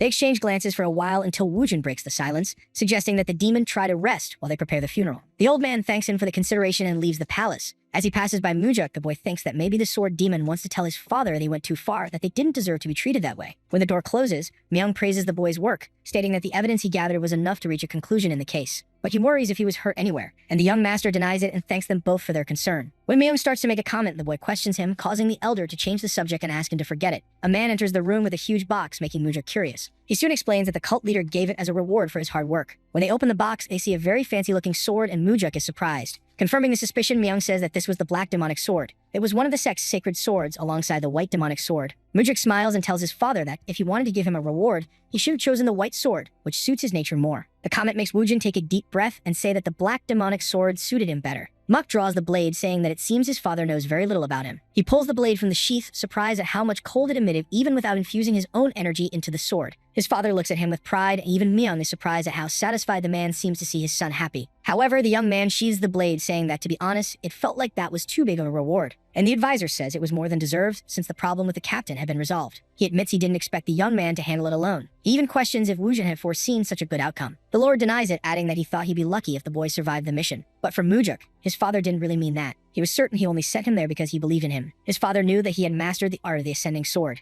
and he also knew he had consumed the essence pill from the Ascension corridors and believed he wouldn't be easily defeated. Though he doubted his father could have predicted Xianyang's downfall. Staring at the blade he received as a gift, he knew why it had been chosen. There was a blatant declaration to Chiampa, as if saying, "I approve of my son's actions, and don't you dare lay a hand on him." Mujik immediately clasps his hands in reverence, deeply thanking his father for giving him the blade as a reward, and he adds that the most important thing was the meaning behind the gesture. Wujin seems truly proud, but limits himself to dismissing his son. As he leaves the Celestial Demon's Pavilion, someone calls his attention, inviting him to talk a bit before he goes. It was Chiampa, and the young man wasn't foolish enough to think he'd just leave so soon. As he approaches the old man, it's impossible to ignore his new sword, especially since Mujik makes sure to show the blade more clearly to him, and says summer feels hotter than usual. With hatred, Chiampa shouts, asking how he dares to seek his brother and destroy him, saying he'll tear the boy apart and throw the pieces into his brother's grave. The young master is already drawing his blade when the old man melts into a friendly smile, and the demon asks if that wasn't the reaction he was expecting. Now it's the young man who shouts, cursing the old man and questioning how someone like him dares try to destroy order within the sect for personal desires. He even adds that if he dares to do anything to avenge his corrupt brother, he will slice his body and ensure no one can ever find him. Chiampa fills with fear, and then Mujik does the same as the old man, saying that if he had said that, it's exactly how the young man would have responded. The guy can't hold it in and bursts into laughter, drawing everyone's attention around them. The laughter fades when the elder says that even so, he could have spared the old man a little. Mujik explains that he tried his best to end things peacefully, and his intention was to finish by having Xianyang resign from his post. But his brother had really crossed the line. In fact, it was like he didn't care about limits at all. Chiampa nods, agreeing with the boy. The MC asks him if he knew about the corruption going on in the army and why he let all of it happen. The truth was his brother didn't listen to him, and he wasn't exactly a saint either. And he even confesses that upon hearing about his brother's death, he actually felt relieved. Relieved because there would be no one in his way to interfere anymore. It was almost unbelievable that the old man was being so honest about his relationship with his brother. They stay there in silence for a moment until Mook says he really understood how the old man feels. Seeing Chiampa's surprise at the statement, the boy explains that he would feel the same if he heard that his older brother had kicked the bucket, and he adds that he feel relieved not having to dirty his own hands to make it happen. To the mustached man, that confession was truly surprising. As they continue staring at each other, the boy wonders what Chiampa was looking for in his gaze. But the old man looks up and agrees with the MC that it really does seem like this year will be pretty hot. The old man gets up and celebrates not being the type to get weakened by the heat. At this point, Mujik had to admit he had no idea what was going on in the man's head. Even if he said he was relieved, he had still just lost his brother. The next one in line in that story could only be him. Or maybe he really was willing to let it all go, just like the clouds that travel long distances. Either way, Mook had no regrets. In his training area, the young man holds the new blade, analyzing what his first movements with it should be, as they were the most important. A sword communicates with its warrior, but a supreme sword like the Black Demonic Sword communicates on a much deeper level. Although a sword does not reject its warrior, if the connection doesn't go well, then the weapon's full potential won't be reached. Mujik smiles at his new toy, saying it was nice to meet her and that from now on he was her master. While training, he was determined to channel his vital energy into it, which happens easily, making him conclude that it was definitely unique, which pleased him greatly. He continues his training, surprised by the possibilities of the instrument. Raising the blade, he decides he will use that technique for a while. But over time, he intends to teach it phenomenal skills as soon as the focus stops being just keeping him alive. He spends most of his day on that activity until Leon brings some food. Since he seemed very focused, she thought it best not to disturb him. Returning to the kitchen. After a long time training, Mujik leaves the training area exhausted and is caught off guard by a crowd at the door. What were the sword demons doing there? And there was no way of knowing if Chiampa had sent them or if they just decided to show up. Well, regardless, all of them had fire in their eyes. And in silence, they are attacking the poor guy with dark energy collectively. In that scenario, taking in so much energy could destroy his organs. They keep releasing even more than before, and it's starting to get a bit heavy for the young man alone. What did they want, after all? To intimidate him until he locks himself inside his house forever. However, the MC remembers that now he could take advantage of the absorbed energy with the meridian strengthening technique. A hidden technique that involves several martial artists discharging energy into a person, reaching all parts of their body and strengthening their veins. And the more people are involved, the more effective the target's strength enhancement is. This was the perfect opportunity to boost his meridians. His aura keeps increasing as he makes his way through the demons, who are doing their absolute best to hurt him. At this point, the strengthening of his meridian had already reached the second stage. His face begins to look visibly tense, and he states that he can push it even further. They all continue releasing demonic energy toward him, trying to overload and harm him, which clearly isn't working. At that moment, he states he's going through the fourth and heading toward the final phase of strengthening, which is the fifth. He slowly opens his eyes, surprised to realize that there is no longer any malicious intent being released around him. In disbelief, the young man observes all the demons and notices that their expressions are all downcast. They look full of fear because they hadn't expected him to simply walk away. As soon as he positions himself in front of one of the men and stares at him, the burly guy is so scared he backs off, opening a path for Mujik. But he's not the only one. The other men begin forming a corridor for him to pass through. That moment makes the MC realize that they had understood he wasn't someone they could just trample over. So he begins advancing, walking through the group. It seems the sword demons had finally recognized his strength. He heads to the Celestial Demon's Pavilion and admires the throne. startled when he's asked if he desires that. It was his father, wearing a serious expression, and the boy replies that he didn't want to be tied to that chair. With a short temper, Woojin asks if his son is there just to waste time again. He tells him to get up and sit already, which Mook does without further questions. As he sits on his father's throne, the Lord asks how he feels. He could see the entire pavilion from up there and admired a huge statue by his side. But he confesses that despite thinking he'd feel excitement, he felt nothing. And his father says he felt the same when his time came. Feeling nothing after taking down countless people, even his own brother, to reach the seat was something impossible for the boy to comprehend. Woojin breaks the silence, saying that the sword demons went looking for him on their own and that Chiampa hadn't asked them to. That surprises Muk. So he knew. And the boy confesses that he acted normal while enduring the energy they were throwing at him. But once he left that place, he started trembling. The Lord stares at him and asks if his son had been afraid of them. Mujik denies it and explains that he was afraid his judgment had been wrong. Like if someone had gotten agitated and tried to fight him, the boy could have died right then and there. And even if he survived, he wouldn't have been able to become the successor after annihilating the sword demons. And that's why he was scared, because there could be another moment where he'd have to make a decision with everything at stake. Muk confesses that, strangely, when he had those thoughts, he missed his father. It was a mystery. Why would he want to see his father among so many others? And the Lord continues, stating that a demonic human is not one who looks back. They look only forward. The protagonist is surprised because although it might seem strange, this was his father trying to console him. His father, of course, keeps his usual expression, and the son breaks the silence with a suggestion. He wanted to replace the intimidating statue in the main hall of the pavilion with a woman. More specifically, one of the famous 4 flowers of the Central Plains. They could place one in each corner to brighten up the place, but Mook realizes that was already too much for his old man, who stares at him seriously. He starts to get up, saying it was time to leave, since he was starting to ramble again as usual, and he asks the man to sit down. The young man walks away from his father, descending the steps, and then calls out to him looking back. With a somber expression, he asks if he is authorized to take down Chiampa. His father remains in complete silence upon hearing that, but then starts laughing, saying that even if he could kill the commander of the demonic army, he wouldn't stand a chance against Chiampa. Seriously, Mook asks why he created conflict between the two of them and says that he should take responsibility for it, which makes Woojin say that he will take responsibility. That's why he will allow him to become the leader of the Nirvana Pavilion, which surprises him. That was the inspector's office. The old man asks if something is wrong, since he said he thought the boy wanted to ensure discipline and order would be restored in the sect. Mujik wonders what that could mean, if he might be using him to handle matters he had delayed or something like that. Maybe he thinks maybe he didn't care whether he lived or died in this duel between father and son. The young man decides it's better to stop trying to figure out his intentions and just focus on making decisions based on what he sees and hears. After all, Woojin is the type who would leave useful information on the walls for his children, but also use them for something dangerous to his advantage. So Muk tells his father that if he wants to throw him to the wolves, he could at least give him something to protect himself, and the man asks if there's something specific he wants. Thinking it over, the young man says he wants access to the Celestial Demon Archives, which surprises the Lord. The Celestial Demon Archive was a place where all kinds of rare manuscripts were kept. Only a small number of people were allowed in. The Chiama says that if he thinks he's going to learn some kind of supreme technique just by going there, he's very mistaken. The titles alone would be too much for him. And it was true. There were far too many secret and esoteric manuals in there. Even if he got lucky and found the best one, it would be on par with the Saring sword he already knows. Despite that, the boy smiles, saying he'd like to test his own luck. His father seems confused and says he doesn't know what kind of scheme or trap he's planning this time,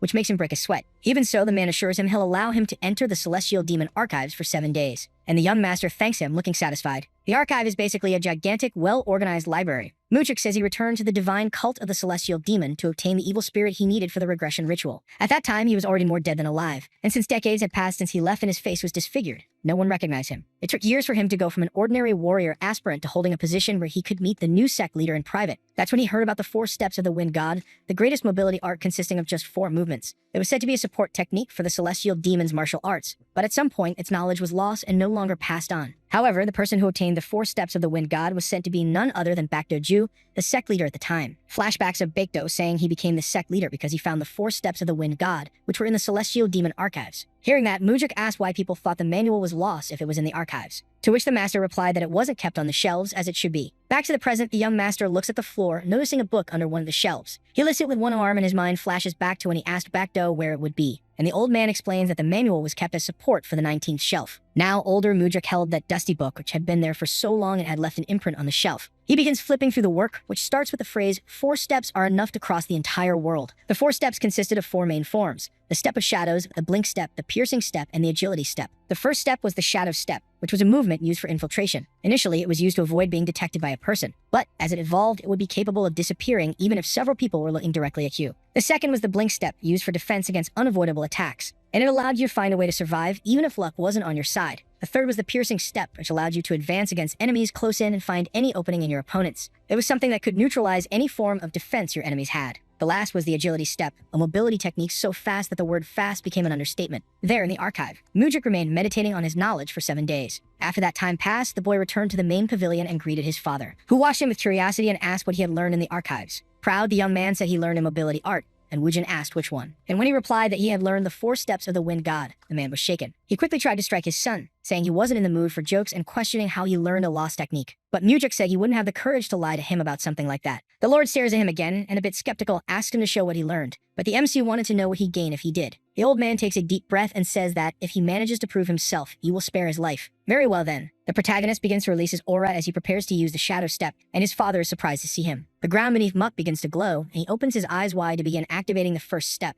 the shadow step. As he sees his feet starting to vanish, Wujin makes what is probably the most expressive face of his life. His son is performing a kind of dance around the room using the shadow step, with his lower half almost completely invisible. Moreover, at times it's as if his entire presence is erased. Seeing all that, his father asks where he learned the 4 steps of the wind, and the boy says it could only have been in the Celestial Demon archives. The long-haired man steps forward, claiming he wasn't fooling anyone with that blatant lie, and he justifies his indignation with the fact that the 4 steps of the wind god do not exist in the Celestial Demon archives. But Mujik says he definitely learned it there. He had no doubt about what he had seen and learned in the archives. The Chiyama is surprised by the boy's audacity in continuing with this lie. Challenging the man, the hero asks if he's sure he searched the entire archive and suggests the manual might have been on the wrong shelf. And that response makes Wujin conclude that his son already knew it was in there. But he plays dumb, saying he didn't know and was trying to learn another technique and found it by chance. His father looks at him with eyes full of suspicion, but the protagonist tries not to show any sign of lying in his gaze. Giving in, he asks where it was, and the young man replies that it was being used as a support under the bottom of the shelf, and he found it while trying to fix it. His father lets out a sigh, saying he figured the MC had destroyed the most important parts of the text,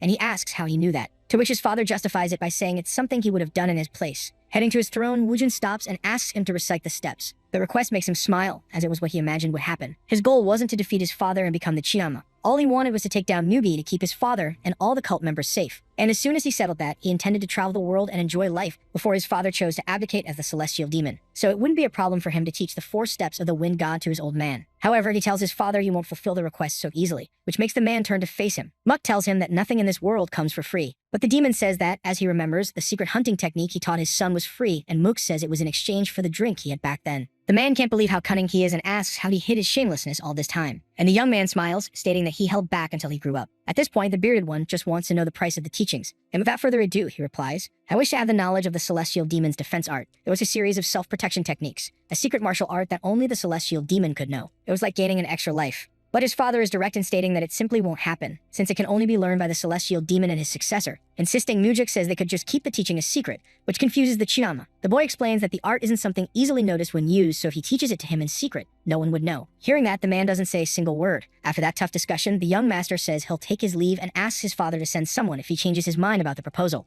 However, before he leaves the palace, Wujin says that in return the 4 steps must be taught first, and the acceptance surprises the boy. Now that they were talking about it, he asks if he'd like to learn immediately, and the response makes his father question if he trusted him that much, to the point of not fearing that he wouldn't honor the agreement after learning what he wanted. But Mujik denies it, stating that he's not someone who would do something so shameful in front of his own son. With the tension resolved, his father asks him to proceed and explain the steps. And so the training begins with the boy reciting the information he absorbed from the book. The two continue the lesson for quite a while, and in the end, Mook asks if he should repeat everything again. But Wujin says there's no need, and starts to disappear from where he was standing. The MC is surprised when he turns and sees his father using the first step, just as he had earlier, running around the hall. The boy recognizes his father's success, but it's clear he was doing it quite differently than he did. Could it be that he had some special interpretation of the verses or something like that? When the man returns to his original form, he realizes it really was a good martial art. At that moment, Mujik had made his greatest change since his regression. Now, it was unlikely that Muji could defeat his father. As agreed, the Chiyama will teach him the defense art against celestial demons and warns that he'll say it only once, so he must memorize it well. And he nods, excited. His expression changes after the learning session, and he now has an injury on his forehead. Seeing that, Leon shouts in concern, cursing the person who did that to him, but the boy interrupts her and explains that he had to fight his father for it,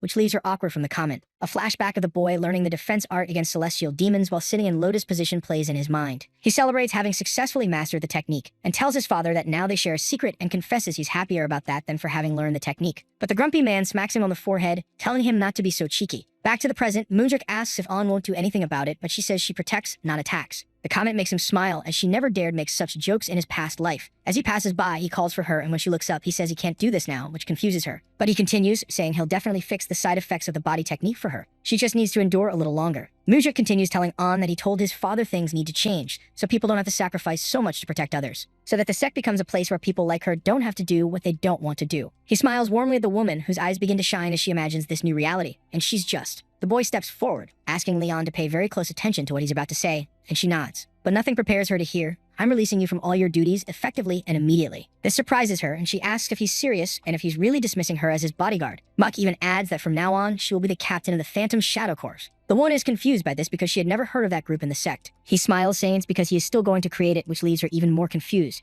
How could he make her the captain of a group that doesn't even exist yet? The Gun Master rephrases the invitation and asks if she wants to become the captain of the Shadow Corps because of him. Then she brings her hands together in reverence and accepts his offer with honor. That night, Mujik leans against the streets of the city, thinking that creating a new group wasn't as easy as he thought it would be. To run an organization, he would need a lot of money, and to get that, he would have to take advantage of an incident that happened before the regression. In the crowd, a man yells, introducing himself as Dang Yang, the one in charge of escorting someone important. It was a highly paid mission and also dangerous, so the men there would need to stay locked in. He warns that anyone who dares to do something stupid will be finished off by his own hands. He turns to Muck, saying he heard he joined the mission under Darion's recommendation, and the boy confirms. The man asks if he can count on his skills, and the MC responds mockingly, asking if he would recognize him if he cut him. He tells Mujik not to be arrogant or he would lose his head before he could think of another answer like that. And the boy says he'll follow his orders well and behave as long as he gets paid. Even so, Dang says he'll keep an eye on him. The mission in question was to safely escort a mother and daughter to Nampion. And unlike before, the protagonist intended to ensure his survival during the journey. He waves to the little girl, who waves back at him. The mother also greets him with a nod as they enter the carriage. Without further delay, the guards begin the journey, protecting the carriage at all costs. As night falls, they settle in a forest area to spend the night before continuing the trip. Dang Yang hands out food to the soldiers and tells everyone to eat as much as they can,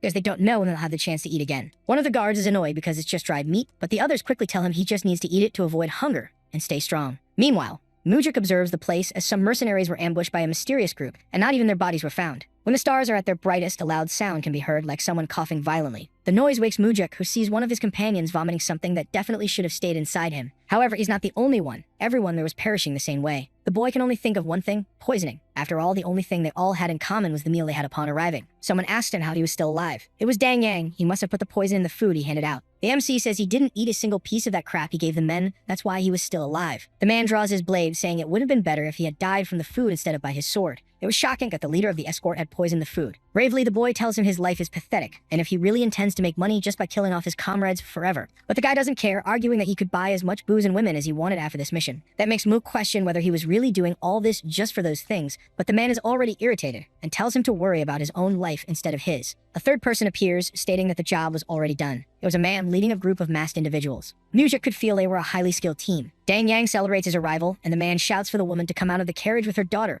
before he sets everything on fire. Slowly, the woman opens the doors, stepping out with her daughter, who was very scared. He comments that they hid as well as rats, and that it was very hard to locate them. Crying, the woman begs Master Guan to spare her child's life at least. The man reflects before saying he will grant the request in consideration of old times. But his expression changes and he yells, asking if that's really what she expected to hear from him. And he adds, saying she should be begging on her knees instead of making requests like she's in a favorable position. The little girl cries, clinging to her mother, who also weeps. The woman begs him to spare the girl, offering 10 times the money he was supposed to receive. But Guan tells her to save her saliva because the girl's father had already been captured by them. The man looks at Mujik, waving to the two with surprise and curiosity. Guan asks Dang Yang who he is, and Muck introduces himself as someone who was paid to take those two safely to their destination. The answer surprises him, and he asks if he wasn't one of Dang's subordinates, who explains that Mook was just some guy he hadn't dealt with yet. Upon hearing that, the commander urges his lackey to finish off the protagonist, prompting him to charge at the boy. Mujik says they're no better than street thugs who would betray their own master, and asks if they really think they'll be paid. And he adds that they'll probably end up 6 feet under and penniless by the end of the mission. The insults hit Guan, who asks what the boy just called the group street thugs, to which he replies that if it weren't for the child, he'd bring the level of the conversation much lower. The leader of the group asks if the MC is crazy, wondering how some lowly thug dares speak to him like that. Still provoking, Mujik says he's only mad because he hit the mark. That was the last straw for the long-haired man, who orders his men to finish off the boy first. Then he points to Dang Yang and explains that the man said first,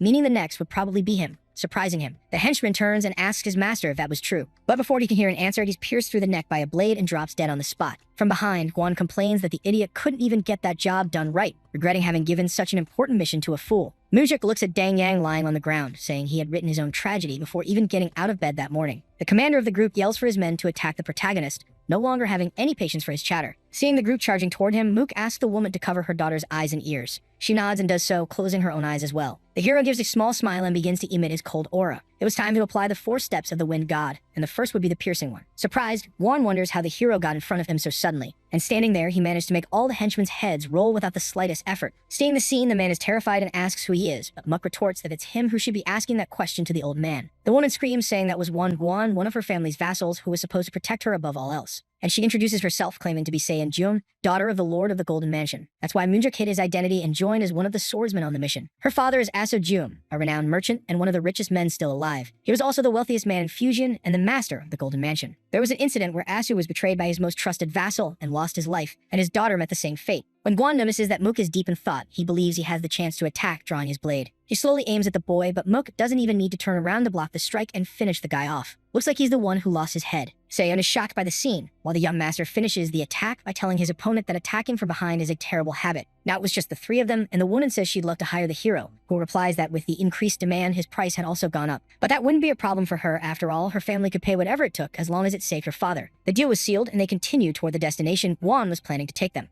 Upon seeing the carriage arrive, a bearded man celebrates the mission's success, stating that he had finally captured the 2 and was reaping the rewards of his plans. However, what he finds is quite different from what he expected, and he asks who that is with the girls and where his trusted lackey is. Calmly, Mook says that Guan was no longer among them, and only he had survived the attack. The news seems to shake the man a little, and he asks who managed to take down Guan. As cheeky as ever, the protagonist explains that it was a mysterious master who was young and very handsome. The man fumes, shouting how he could praise their enemy like that. But putting the pieces together, he comes to the conclusion that Moonjuk was the one who eliminated him. The man's reasoning ability was truly surprising. Quickly, his opponent's army surrounds the trio, drawing their blades promptly. The villain says that if he had saved the woman and the child, he should have fled far away, and questions why he had returned straight to the tiger's den. However, the young man laughs and asks where exactly the tiger was, because all he saw were dogs that bit the hand that fed them. Seiyan seems frightened by the henchmen in attack position, and the group leader still didn't know what to make of the situation. I mean, the boy destroyed Guan, and instead of fleeing, came alone to the enemy's base. And he was confident, even when surrounded, so he couldn't be just anyone. Because of that, he respectfully joins his hands, asking who he is and inviting him for a drink, even though they had met under such circumstances. But the boy wasn't going to fall for that good guy act and says the old man can curse and insult him as much as he wants. It becomes clear that flattery wasn't the right move, so the opponent shouts, ordering his men to finish off the hero once and for all. They all run toward him, but the boy is already skilled enough to advance quickly and slice through his enemies. They realize the MC is very fast, so they were basically defeated from the start. Muck continues fighting bravely, applying the knowledge of the 4 steps of the Wind God. Seiyan still covers her daughter's eyes, and the fat man is terrified because now he realized they messed with the wrong person. Standing over the bodies of all his men, the guy asks about the true identity of the Great Master. But the boy is very modest, stating he's not anyone special, just a swordsman hired for a good amount of money. The fat man says that if the problem was money, he could name a price that would satisfy him. And Mook smiles, asking if he really had that much money in his coffers. To which the coward says he had enough to change a man's life, just needed to say how much he wanted. But the young man asks why he would do that when he already has money, and that if he wants to change his life, he shouldn't do it by stealing from his own master. The guy starts biting his lip nervously, but someone breaks the tense atmosphere by yelling at Muck to drop the sword. There was another rough-looking henchman, holding Asu hostage. The scene makes Seiyan scream for her father's life. The tension leaves the first henchman's body, who smiles and repeats his friend's line about dropping the sword, or else the lord was doomed. However, Muck lifts his blade upward, which confuses everyone with the movement.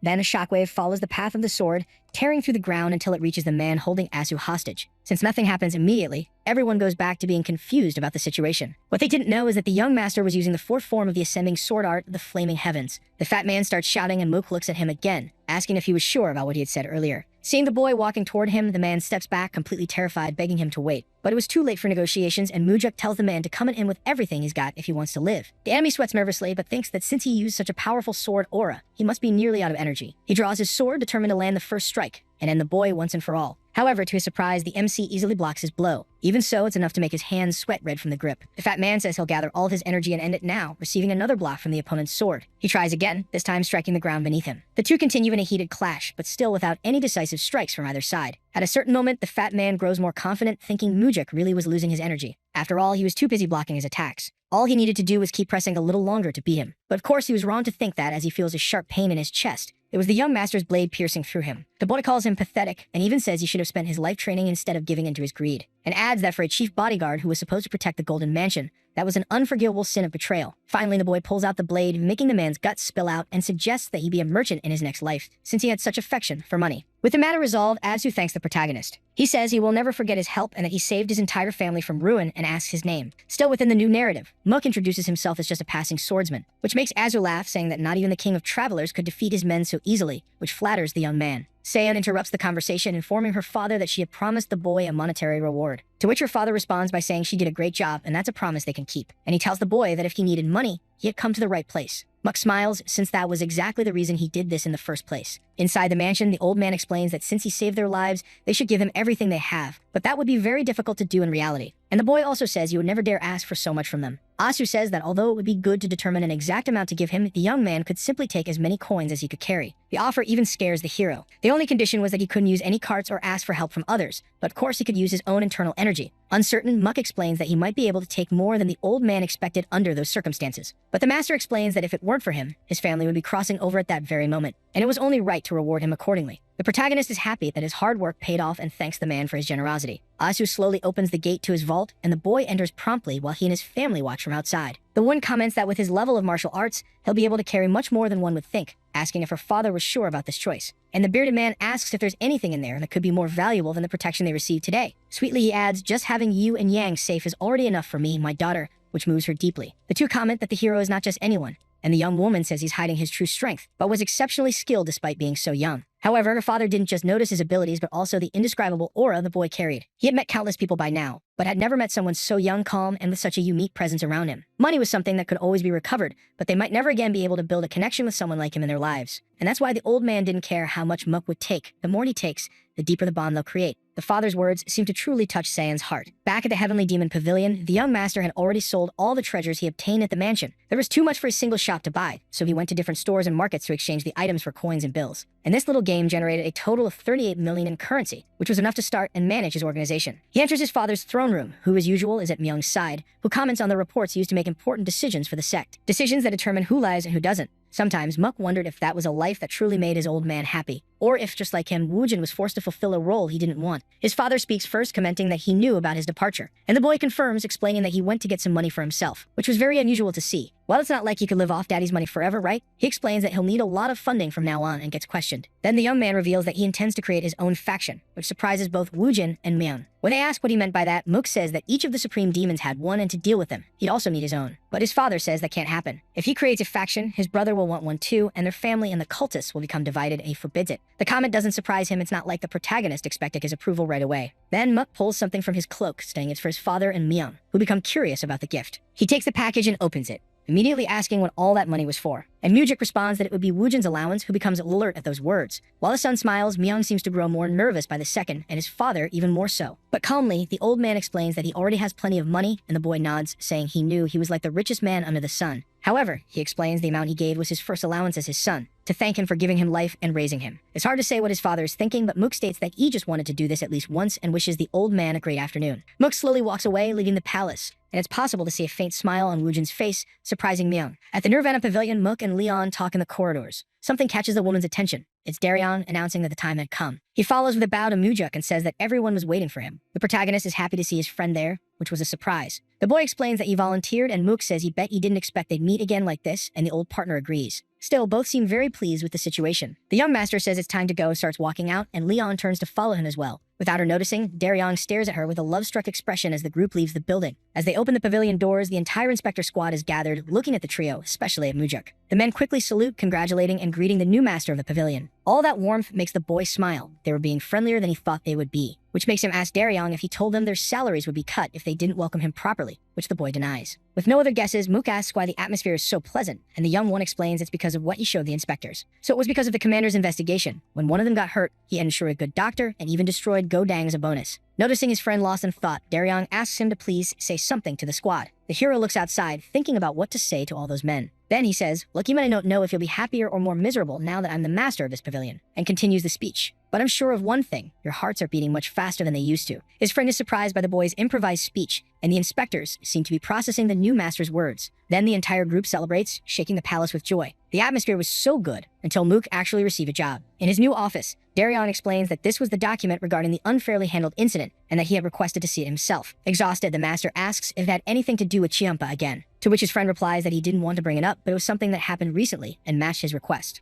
Leon says the sword demon was already about to explode last time and Mujik needs to stay in control. but he argues that the stories written there were unfair and impossible to cover up because he was going to explode, and asks her to read and cover what she can. Taking a brief look at the document, she sighs and says the chief will definitely have to do something about it. Meanwhile, at the entertainment pavilion, a man slams his hand on the table and lets out a long sigh. A guy approaches and tells him to stop drinking. He knew he was in a tough situation, but the man was completely drunk now. The man asks how he's supposed to stop drinking if the bastard who put his son to sleep for 10 days was acquitted as if he were innocent. But the gentleman is surprised and asks what he's talking about because he heard the Nirvana Pavilion was investigating the case. The drunk takes another shot, explaining that the Nirvana Pavilion investigator said his son was training with a friend and got hurt. The bar owner asks how he could do that, and the father says he heard that the child's father, the one who led the attack on his son, was the Demon of 100 Swords. The Demon of 100 Swords was a subordinate of Chiompa and the leader of hundreds of other demons. That information seems new to the young man. And the other continues, saying that the Nirvana Pavilion investigator is the same type. No, actually, he was far worse. His companion tells him to lower his voice, saying he doesn't want anyone to hear him say that, but the drunk doesn't care what they do to him. Trying to advise him, the bar owner says that in times like this, he needs to stay strong. But the father cries and says that if his son doesn't wake up, his wife won't be able to live either. And if that happens, he'll have to take justice into his own hands. A third person asks if he really thinks he can kill him, and they turn around, surprised to see a group of men. The father asks who they are. But instead of an answer, one of the guys asks why he's going around saying he's going to kill someone else's precious son. He realizes that was the guy who put his son to sleep and tells him to give his life back, since they hadn't heard a single apology from him. The boy tilts his head, saying he's very sorry for committing such a heinous crime,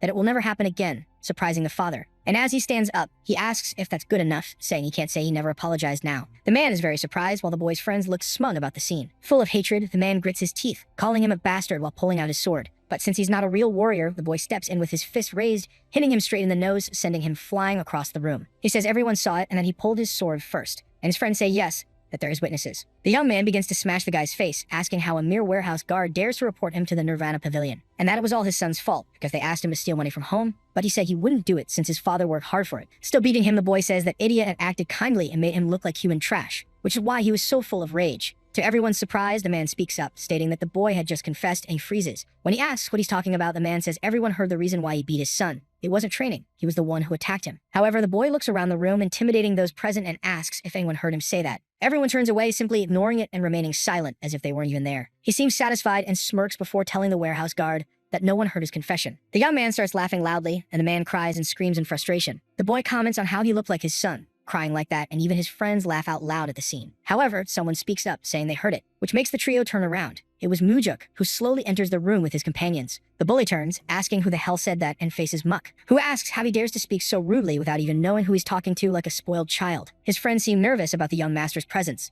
The boy apologizes, saying he's being too emotional and hopes the MC isn't angry. But his mask falls when he asks if he really thought he would say that. And even without knowing him, he concludes that Mook wasn't afraid of danger to walk in there like that. Muck smiles, saying that if just being the son of the demon of 100 swords allowed him to act like a tyrant in public, it meant his father was powerful around there. The teenager asks if he's really trying to belittle him just for being only his son. When the man who was getting beaten understands what's happening, he asks if that was the second young master. Everyone is surprised and wonders what the second young master is doing in a place like that. Realizing he's in trouble, the boy stammers while confirming that it really is the second young master. But Muck tells him to relax and says he's there today as the master of the Nirvana Pavilion, which makes Leon ask if that wouldn't make him even angrier, and the friend plays dumb. The thug apologizes for not recognizing him, saying it seems he committed great disrespect because Mook looks so young, begging him for forgiveness. And Mujuk replies, commenting that considering his bad behavior, he doesn't seem that young. But the boy says he's still very ignorant. He was very cunning. He knew exactly when he needed to bow down to someone. Upon hearing that he and his friends were going to leave, young master asks him to wait because they had matters to resolve, which makes the boy break out in a cold sweat, asking what he meant by that. And the protagonist replies that he was there to investigate the assault incidents committed by him. He retorts nervously, saying the pavilion had already judged him as innocent, which was true, but as the new master of the pavilion, he would reopen the entire investigation. And he begins listing crimes committed by the boy, such as habitual extortion, inciting theft, and even assault to the end, which classifies him as a murderer. Oh, and he had even gone after the victim's father to beat him up too. Mook states that the crimes he committed are very heinous, and he'll need to stay in prison for at least 20 years to be properly punished. That amount of time scares the criminal, who tries to justify himself, saying it wasn't an assault and they were just training. But the hero asks if he had already forgotten his public confession moments earlier,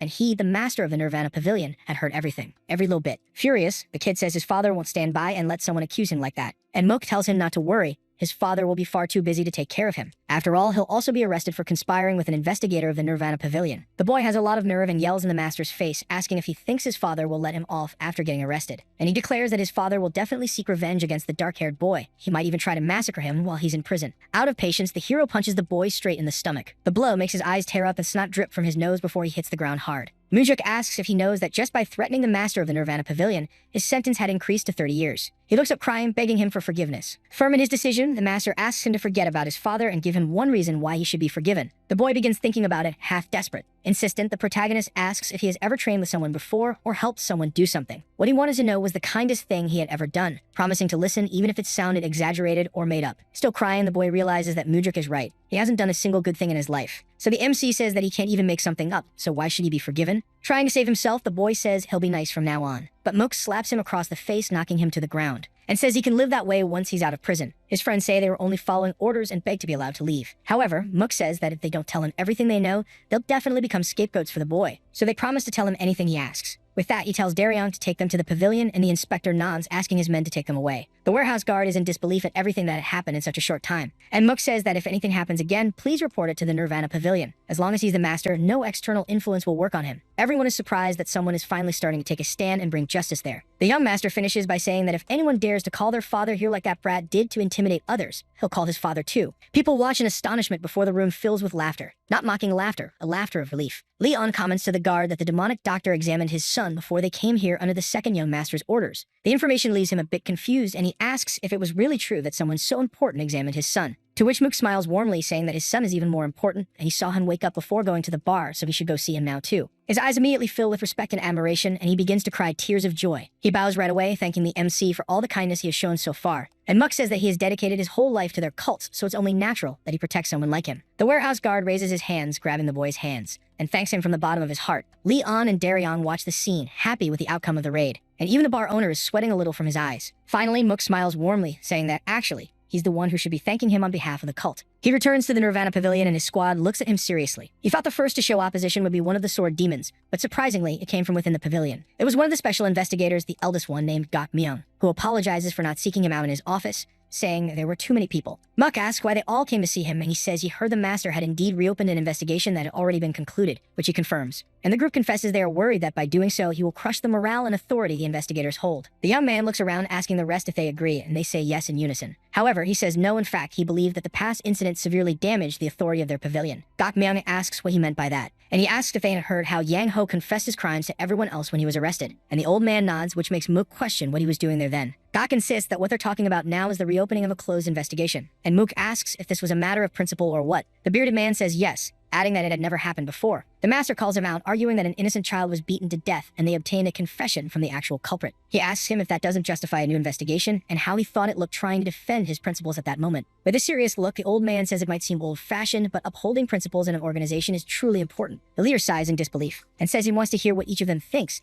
asking that those who believe reopening the investigation is right to come to his side. Everyone looks around nervously and only one person steps forward. It was Daryong, saying he believes it is necessary. Moonjuk asks him why, and the friend says the investigation was not satisfactory, and adds that they also couldn't deny the possibility that external influence had been involved. At the end of his colleague's statement, the young master asks if anyone else would like to share their thoughts. A tall, gray-haired man agrees. He introduces himself as Ik Ho, the man who had been beaten during the investigation, and says he hadn't been able to thank him before and is very grateful for his help. The others still seem worried while the two briefly talk about the state of the young man's injuries. Muk looks at them, specifically calling for investigator Zhang Hua, who steps forward. Since he was the investigator in charge of that incident, it was important to know what he thought, but all he says is that he investigated thoroughly. The protagonist thinks for a second and asks if he received any bribes. The man panics at the question, and Gok asks how he could insinuate such a thing. Angry, the young man begins to release his aura and tells the old man to stop speaking without his permission. The entire squad appears extremely tense, and he repeats the question to Zhang Hua, asking if he received money from the demon of the 100 swords. He swears on his life that he didn't, and even says that if the young man doesn't believe him, he can investigate him. Muk smiles, saying he already did,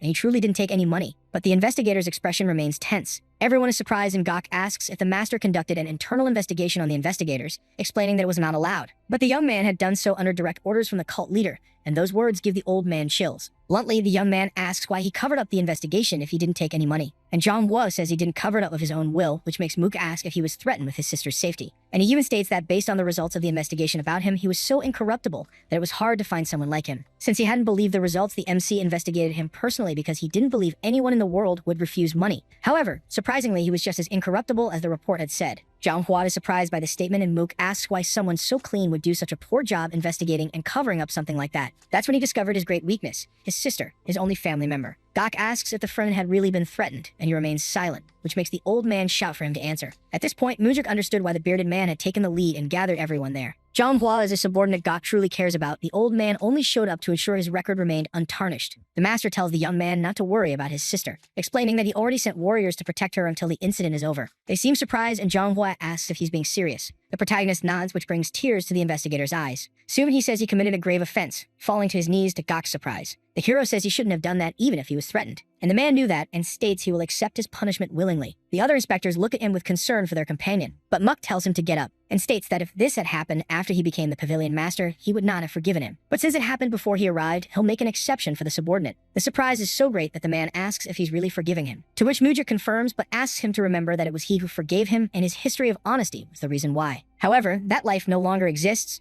due to this incident, and his master wants him to start over and become incorruptible once again. Manhwa starts crying even more and thanks him repeatedly as the others watch. Muk then shouts, telling them to listen to what he's about to say. Now that I am the master of the pavilion, I see your families as my family, which meant that if anyone dared mess with their family, he would crush them personally. And he decrees that from now on, he will not allow his pavilion to be influenced by external forces. In return, he promises that he will not let anyone go unpunished for messing with them, and if they ever receive a threat and tell him, he will protect their family. Mujik asks if he doesn't seem trustworthy enough and states that if the answer is no, then they should trust the leader of their sect. The young man says that even if he has to beg his father for help, he will do it. So if anyone dares to influence them from the outside, they must report it. And he adds that he will make sure the squad can always do their work with their heads held high. Satisfied with the speech, the young master smiles warmly at his new subordinates. Our boy says that the Nirvana Pavilion will function as it should, once everyone's family is safe. No matter who it is, the boy believed that if someone has the courage to commit crime, then they should be punished. Even if it's a member of his own squad, he makes it clear that he will not let it slide. And he even says that if his father, the cult leader, commits a crime, he will also hold him accountable. That last sentence shocks the group. Mujik declares that he does not fear the cult leader or the supreme demons. His only fear is that the Nirvana Pavilion will become useless, like if they're not able to protect the ones they're supposed to protect, while those who should be punished go free, smiling without them being able to stop it. In the middle of the speech, one of the subordinates speaks up, drawing the other's attention. I know it's late to say this, but I want to follow our master. It was a woman who Daryong introduces as Jo Hyang. She walks forward, leaving her colleagues curious about her intentions and actions. And finally, she positions herself beside Daryong and Mujik. The others also step forward and all position themselves behind the young master, all except Gokmyeon, who looks at them in disbelief. Unarmed, Muk states that if he really wants to turn his ideals into reality, he'll need his experience and assistance, and he extends his hand, asking the old man to help him with that. Gok thinks for a moment, staring at the boy, but this time, he accepts the handshake and thanks him for the invitation. The two seal the agreement with a somewhat shaky, but genuine handshake. Then the protagonist orders Daryong to go with the pavilion's warriors to arrest the demon of the 100 swords, Yang Tai, Yang-Go's father. Upon hearing that, Gok argues that the demon would not surrender. After all, he had the 100 sword demons with him. And the young man says to ask him to come however he wants, because if he doesn't, he will be accused of staging a rebellion. At the meeting with Yang Tai, the old man greets Mujik, calling him second young master, to which he responds by asking to be addressed as the master of the Nirvana Pavilion, which seems to irritate the man even more. Even so, he corrects himself and comments that in his summons, there was an accusation of insubordination, asking what that meant. And the young man justifies that he wrote it in the summons because he thought it would be the only way to see him. Yang Tai agrees and apologizes for not complying with the arrest immediately, but the MC understood that the man had to show pride in front of his subordinates. Upon hearing his explanation, the young man nods in understanding, and explains that initially this case shouldn't have escalated so much since everything happened while the children were just playing with each other, which could happen. The statement makes the demon smile, saying he knew Muk would understand, and soon he would need external help and money to keep running the pavilion. At this point, the protagonist had already realized he was being strung along, but the fact that the man wanted to bribe him was surprising. Yang Tai adds that if he wanted to become his father's official successor, he would definitely need his help, because now everyone supported his brother. That's why Mook says he would be very grateful if he helped him. The man says he already expected the young man to be truly magnanimous and would make sure to serve him from now on. Standing up, he adds that he intends to throw a great banquet for him soon. The old man's attitude makes Mook ask where he was going, which leaves the man confused since he thought the conversation was already over. So the boy asks if, when he said he would help him, he didn't mean only after he got out of prison. Yang Ta seems confused by this, telling him to stop joking about that kind of thing. But the MC asks if he looks like he's joking. After all, they were talking about him threatening to make an investigator's family member disappear. And the muscular man replies, claiming he was sure he had already said he never made any threat. Crossing his arms, Mujik says he couldn't care less about what he said, because he received a testimony from the investigator who was threatened. And the rules of his cult dictate that the testimonies of its warriors carry more weight than those of others to protect the investigator's authority. It's understandable that the demon didn't know about that clause, since the master himself had only recently discovered it, but he makes it clear that it was because of people like him. Just like Yang Tae, there were many others who thought they could get out of these situations just by talking. Mook states that if he confesses now, his sentence would be reduced by 10 years. However, if he doesn't, he'll get a 20-year sentence, no negotiation. Hearing all that makes the demon ask if the pavilion master had completely lost his mind. And the young man says that if he needs to be crazy, so be it. After all, to deal with people like the old man, he had to let go of sanity a little. Still, he would give him a few minutes to think about the offer, and the man asks what exactly the boy is doing this for. The MC repeats his question and begins, "Your son almost beat his own friend to death, and it wasn't just a fight. He spent years bullying the boy. And after that, he threatened to finish off a member of an investigator's family to cover up his son's crime, and he still didn't know why this was happening." Shouting, the man asks how a storage guard could be compared to them when they were superior. The pavilion had always turned a blind eye to those things. Mok looks at him indifferently and says those are disturbing and frightening words, which confuses Yang Ta, and the hero states that things were changing around here. Sweet and Cold, the demon of the 100 swords, argues that the supreme demon would sit still in the face of this injustice. But Mujik says he won't do anything. Why would he do something for him if he did nothing when the boy struck down the commander of the demon army? The old man slams the table, splitting it in half, and calls for the pavilion master's attention. However, the boy mocks him, asking if he intended to threaten his family too. Impossible, since his father was the leader of the sect. He gets up and warns that the man has a few minutes and advises him to confess his crimes. From outside the room they were in, Yang Tae's hateful screams could be heard, and Muk thinks that maybe the reason the demon cult fell wasn't Olmuji. A mere 100-sword demon already dared to threaten the family of an investigator from his pavilion. The cult's order had fallen to the point that he even dared to threaten the pavilion master. So was the downfall really only because of Mugi? The young man arrives at the courtyard and is surprised by what he finds. It was Chiampa, drinking in the middle of the courtyard. Muk stands there staring at him, and the old man raises his cup in the air, toasting him before beginning to drink. The man finally greets Mujik and asks if he prefers to be called Second Young Master or Master of the Nirvana Pavilion. The young man stares at the demon in silence for a long time. Then Chiampa invites him for a drink, and so he does. As he sits down, the old man asks if he hadn't warned him that nothing good ever comes from these frequent meetings. And Muk retorts, saying it's him who keeps seeking him out. The comment causes the two to stare at each other intensely. The tension is so thick that the guy has to take a sip of his drink before continuing the conversation. Then he comments that he sensed something new about the boy, and when he made a request to the sect leader after winning the fight, something lit up in his mind. He says that if someone is smart, they really should make that kind of wish. And Mujik agrees that he made a great wish. Grabbing the bottle, Chiampa says it all started that day. He pours a drink for the protagonist, saying that he made his blade start crying, which leaves him very confused, asking how it could be crying just because of him. And he suggests that it was more likely lamenting, and the old man asks what he meant by that. Then Muk says that his disciple used the energy-dissolving poison on him during their fight, and his other disciple came to meet him and humiliated his subordinate. On top of that, his brother used the demon army for personal gain, and his subordinate threatened to destroy an investigator's family from the Nirvana Pavilion. With all that happening, it was obvious his blade would cry. It lamented that those around him didn't uphold their principles. Chiampa smirks ironically, saying the boy certainly has a way with words. Still, he was very mistaken, and the hero asked him to explain why. So Chiampa begins, "First you say that those around me don't match my standards, but they are the perfect people for me," explaining that they represented exactly what he represented. His response leaves Muk speechless. I mean, the old man was truly crazy. It was easier to deal with him when he was full of pride and chasing fame. Without further delay, Chiampa tells him to release the demon of the 100 swords, with the justification that his people's morale had fallen to a very low level because of the young master. However, the boy stands firm in his decision and says he'll release him if he's found innocent after the investigation. The answer makes the old man furious, causing him to release his fire aura enveloping Majik, who looks extremely tense. Chiampa's demonic energy was on a completely different level. Now he understood why Woojin had said it wasn't the right time yet. Snapping the young man out of his thoughts, his opponent offers him a piece of advice, but the boy interrupts him, asking him to stop with that, which surprises the man. Tired, he tells him that if he's there to ask for a favor, he should just do it. He definitely doesn't need to give advice while doing so. Chiampa grits his teeth before releasing the boy from his destructive aura. A bit begrudgingly, he mutters, "You're right, it's rare for someone to speak so directly to me." To which Mok responds that he better stay on guard, since stagnant water is bound to rot. But his enemy says no one stays stagnant because they want to. After spending some time in the water, they start to enjoy it and miss the chance to get out. And the young man replies that's exactly why he shouldn't place himself in rotten waters, and advises him to take this chance to get out of the dirty water, since Yang Ta was not someone worthy of his protection. The man takes another sip before asking if the MC would accept a drink from him, extending the cup. Muk thinks for a moment before responding, but accepts, allowing the old man to pour him a drink. He concludes that he'll follow his advice about getting out of the dirty water, which the boy considers a very wise decision. However, the condition for doing so is that Mujik becomes his water. What was he saying? What did he mean by becoming his water? Then Chiampa tells the young master to drink that liquor if he truly intends to become the celestial demon, stating that he would become his supporter. All of that surprises him. He had never thought the man would say something like that. Everyone knew he supported his brother, and now he wanted to abandon him. That's why he asks, "I thought you were already supporting my brother." And the demon explains that it's because he had no idea the boy was this insane back then. He was definitely out of his mind. He would truly sell himself for his ambitions. The MC had harmed many of his allies, and even so, the old man wanted to be his supporter. Muk tells him directly that he was the one responsible for his brother's downfall. Even so, Chiampa doesn't seem disturbed, shrugging his shoulders, and explains, "Once we leave our parents' embrace, we're strangers. You expect me to suffer because a relative of mine is gone?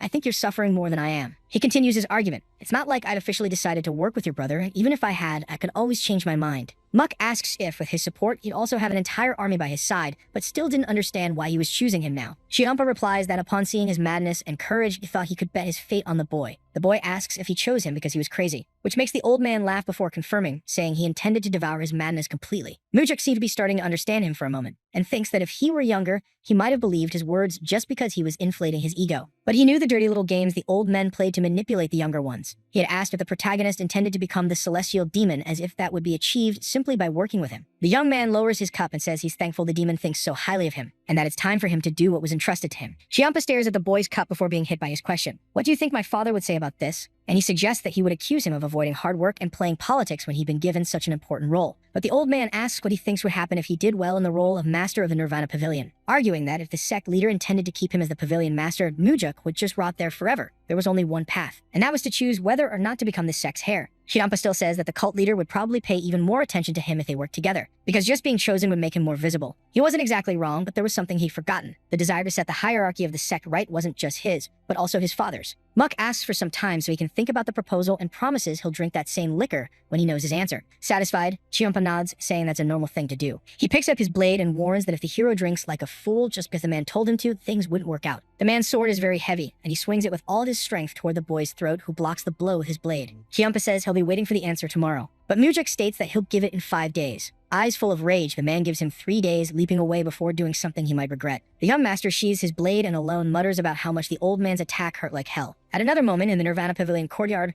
Mujik's squad warriors train like madmen with logs on their backs. Commanding the training is Jang Ho shouts, asking if they're going to give up so early, especially during a normal training session for the Demon Guard. He asks if they thought they could complete their missions in that state, ordering them to endure it, and says that their wives, children, friends, or anyone else might betray them, but the sweat they shed now definitely won't. Darion laughs as he comments to Muck that he knew Jang Ho wasn't married, so it was funny he mentioned a wife and kids. And his friend agrees, laughing softly. He changes the subject, asking how his colleague managed to pull it off, and the young master asks what he's talking about. The guy refers to the apology statement published by the Southern Blade House. He couldn't believe they actually admitted their mistake. It was unheard of. But Muck says that if he's so curious, he could go ask them himself. And Darion scolds him, saying that if he went there now, he'd come back without his legs, but Muck denies it, saying that even if he danced on their turf, he'd return in one piece. That leaves the guy confused, but Mujik's thoughts shift back to Chiampa, who was still waiting for his answer. Changing the subject, he draws attention to the matter of Yang Ta and his son, and orders that they be sent to a prison where contact with them would be very difficult since they had to be punished for what they did. His friend nods in understanding, and Mook continues walking. If he hadn't interfered, the pair would have continued brutalizing others for the rest of their lives, while Guaksu and his family, the victims, will have lived in misery. Because of people like Yang Tae, there were other victims of his actions that the MC didn't know about, and more victims would continue to appear. But he was willing to stop these people from causing more harm. At night in the Demon Village, some people stopped to observe the Nirvana Pavilion sign being placed in front of a building. Muck explains that this was an extension of the pavilion where people could report abuses of power by warriors of their sex. The citizens stare at him, somewhat confused and in disbelief at what he's saying. Noticing the silence, the young man asks what they usually do when their warriors abuse their authority around there. And a mustached old man wonders out loud,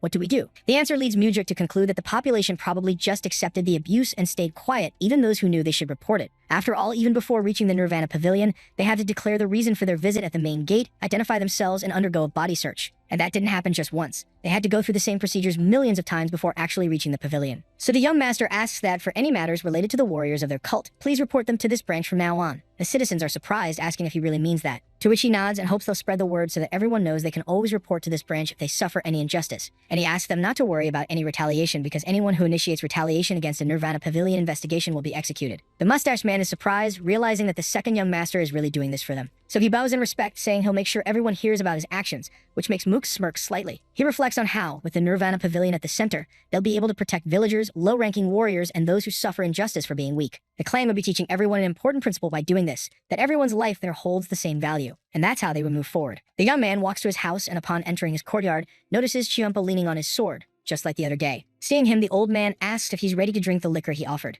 Muck sits down, nodding affirmatively. Then Chiampa picks up his liquor bottle and pours the liquid into the boy's cup. Still, the tension is high between the two, who keep staring at each other constantly. After finishing pouring, the demon asks him to drink. However, Mook looks him in the eyes and says he'd need a little snack first. Chiampa seems impatient, but still asks what kind of snack the boy wanted. And Mujik states that he would need the demon army, which makes the old man's eyes widen. Trying to clarify, the young man says, please put the demon army in my mouth. The deafening silence settles as Chiampa thinks about what he just heard. When he finally speaks, he calls the boy's attention to explain that the world doesn't work that way. Mocking, he asks if it's not normal to eat something while drinking. The demon puts his hands on his face, saying he waited 3 days for the protagonist, and fills with rage upon realizing that even so, the boy had the nerve to propose such an absurd condition. He lifts his sword from the ground, telling him to forget the deal, and that he would cut off his head and take it to the celestial demon pavilion himself. As the old man swings his blade, Muck raises his own, deflecting it. The strike sends Mujuk sliding backward and his hand begins to buzz, which makes the old man say that it wasn't bad at all, since he really made good use of his internal energy in the block. Now he understood that it wouldn't be so easy to take his head off. Again, he tries to hit him with his massive blade, but doesn't succeed. Instead, the hero turns, anticipating it, begins to raise his sword, and blocks while starting to release his own aura. The two are evenly matched, each emanating their own energy. The clash continues, and it's clear it's going to be really difficult to get out of this. A small shockwave, followed by a strong tremor, destroys part of the pavilion roof. That was just the result of the collision of the two swords,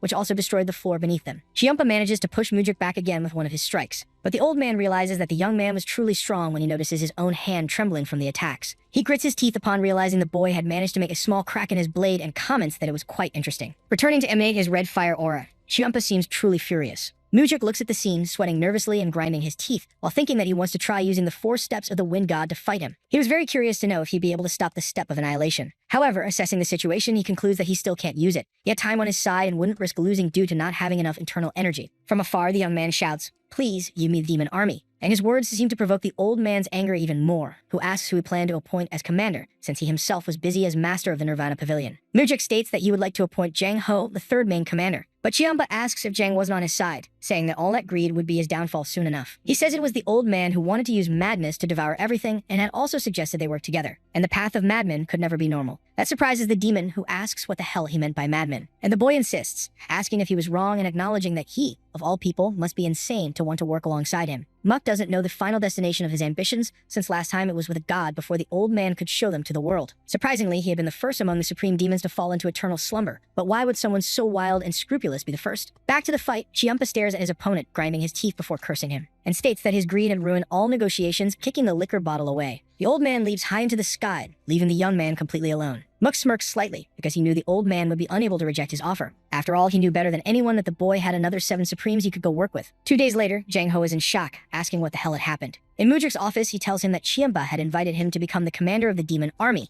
and asks if he was behind it. Apparently, his judgment was correct. The man was intelligent and observant enough to come and ask that question. So the MC nods. The man thanks him for the consideration, but says he doesn't deserve the position. But the master says there's no need for his friend to be so humble. That was the position of someone who had been eliminated by his own hands, and asks him to lead the demon army as he did with the 3rd Corps. And if he does that, he'll definitely become the best commander they've ever had. Jang Ho looks super scared and says the young man really overestimates him, which is still a possibility. But considering that other candidates would still be recommended, it was good to see how Jang would develop. Defeated, the man accepts the young man's request, who only thinks about keeping the new commander busy enough to become official, even though he said it was to see how things would unfold. At another moment, Mujuk sweats nervously at the image in front of him. It was his father, wearing a floral robe while staring at him seriously. They don't exchange a single word, and the tension in the room grows with each second. When he finally decides to say something, the hero asks if that's a new robe or something. But Woojin denies it, saying it's his pajamas, and the awkward silence dominates the space again. His father asks what he's doing there so late at night. But the boy asks what he means by late at night, since it was still early afternoon, and questions his father about his habit of sleeping early, warning him that if the leader of the Myron Alliance finds out, they'll attack while he sleeps. But Woojin is already impatient. Cutting off the babble, Mook explains that he intends to use the Demon of the Bloodied Heavens as one of his swords. His father sighs, asking if he hadn't said he wanted to take him down just the other day. But the young man had realized it would be a waste to destroy the old man, and the bearded one stares at him in silence. That wasn't new information to the celestial demon. When Yang Ta recommended Jang Ho, he had already figured they would end up working together. Still,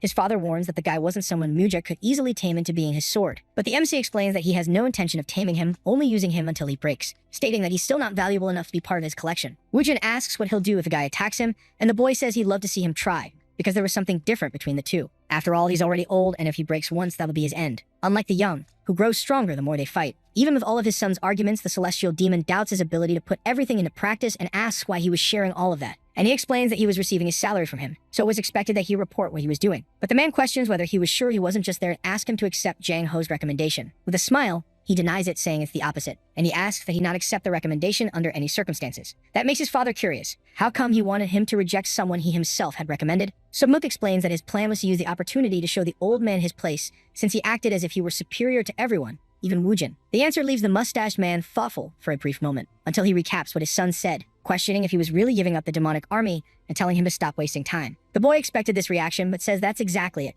and he had something to gain with Chiampa, something that would only be guaranteed if things didn't go his way. And that thing is more important than the demonic army? His father asks. He explains that in a way, yes, but that he would still take control of the army, All of it. Woojin stares at him seriously before turning his back, telling him to stop being ridiculous, which makes Mook smile since there was nothing more ridiculous in the situation than his father's little outfit. At the Celestial Demon's Palace, Woojin was hearing about how, even though things were slipping out of his control, Mook had stood out within the sect lately. He looks at Chiampa and questions whether that wasn't happening because of him, but the old man denies it, stating that it was all because of Mook himself, and that he had only recently realized the boy's aptitude. Still, Woojin is convinced that Moojik was still very immature, and the word makes Chiampa reflect before saying that was the reason for his visit to the palace. He would like to take him to even greater heights, and the leader replies that it would be a great opportunity if he truly wanted to help, and that he could do so. The old man thanks him for the authorization, and taking advantage of the fact that he was giving permission to help, he asks for a little push, but Woojin asks what exactly he means by that. Chiampa explains that he wanted his permission to personally select who would be the new commander of the demonic army. The request reminds him of his son's words, who had been quite firm in not agreeing with the other demon's recommendation. So he explains that it would be difficult to allow, and the man tries to argue, justifying that his son also wanted that. Feigning sincerity, Woojin says it was clear he had already done a lot for his second son, and it was time to consider the feelings of his firstborn. Chiampa begins a sermon about what he had learned raising his disciples. And the main thing was that if they were going to support someone, they had to choose only one person. He was heavily criticized for that in the past. But honestly, the celestial demon couldn't care less about his life lessons. Unlike him, who has such a generous heart, he had no problem crushing the first person who dared say something against him. Although Chiampa seemed irritated by the interruption, he remained silent,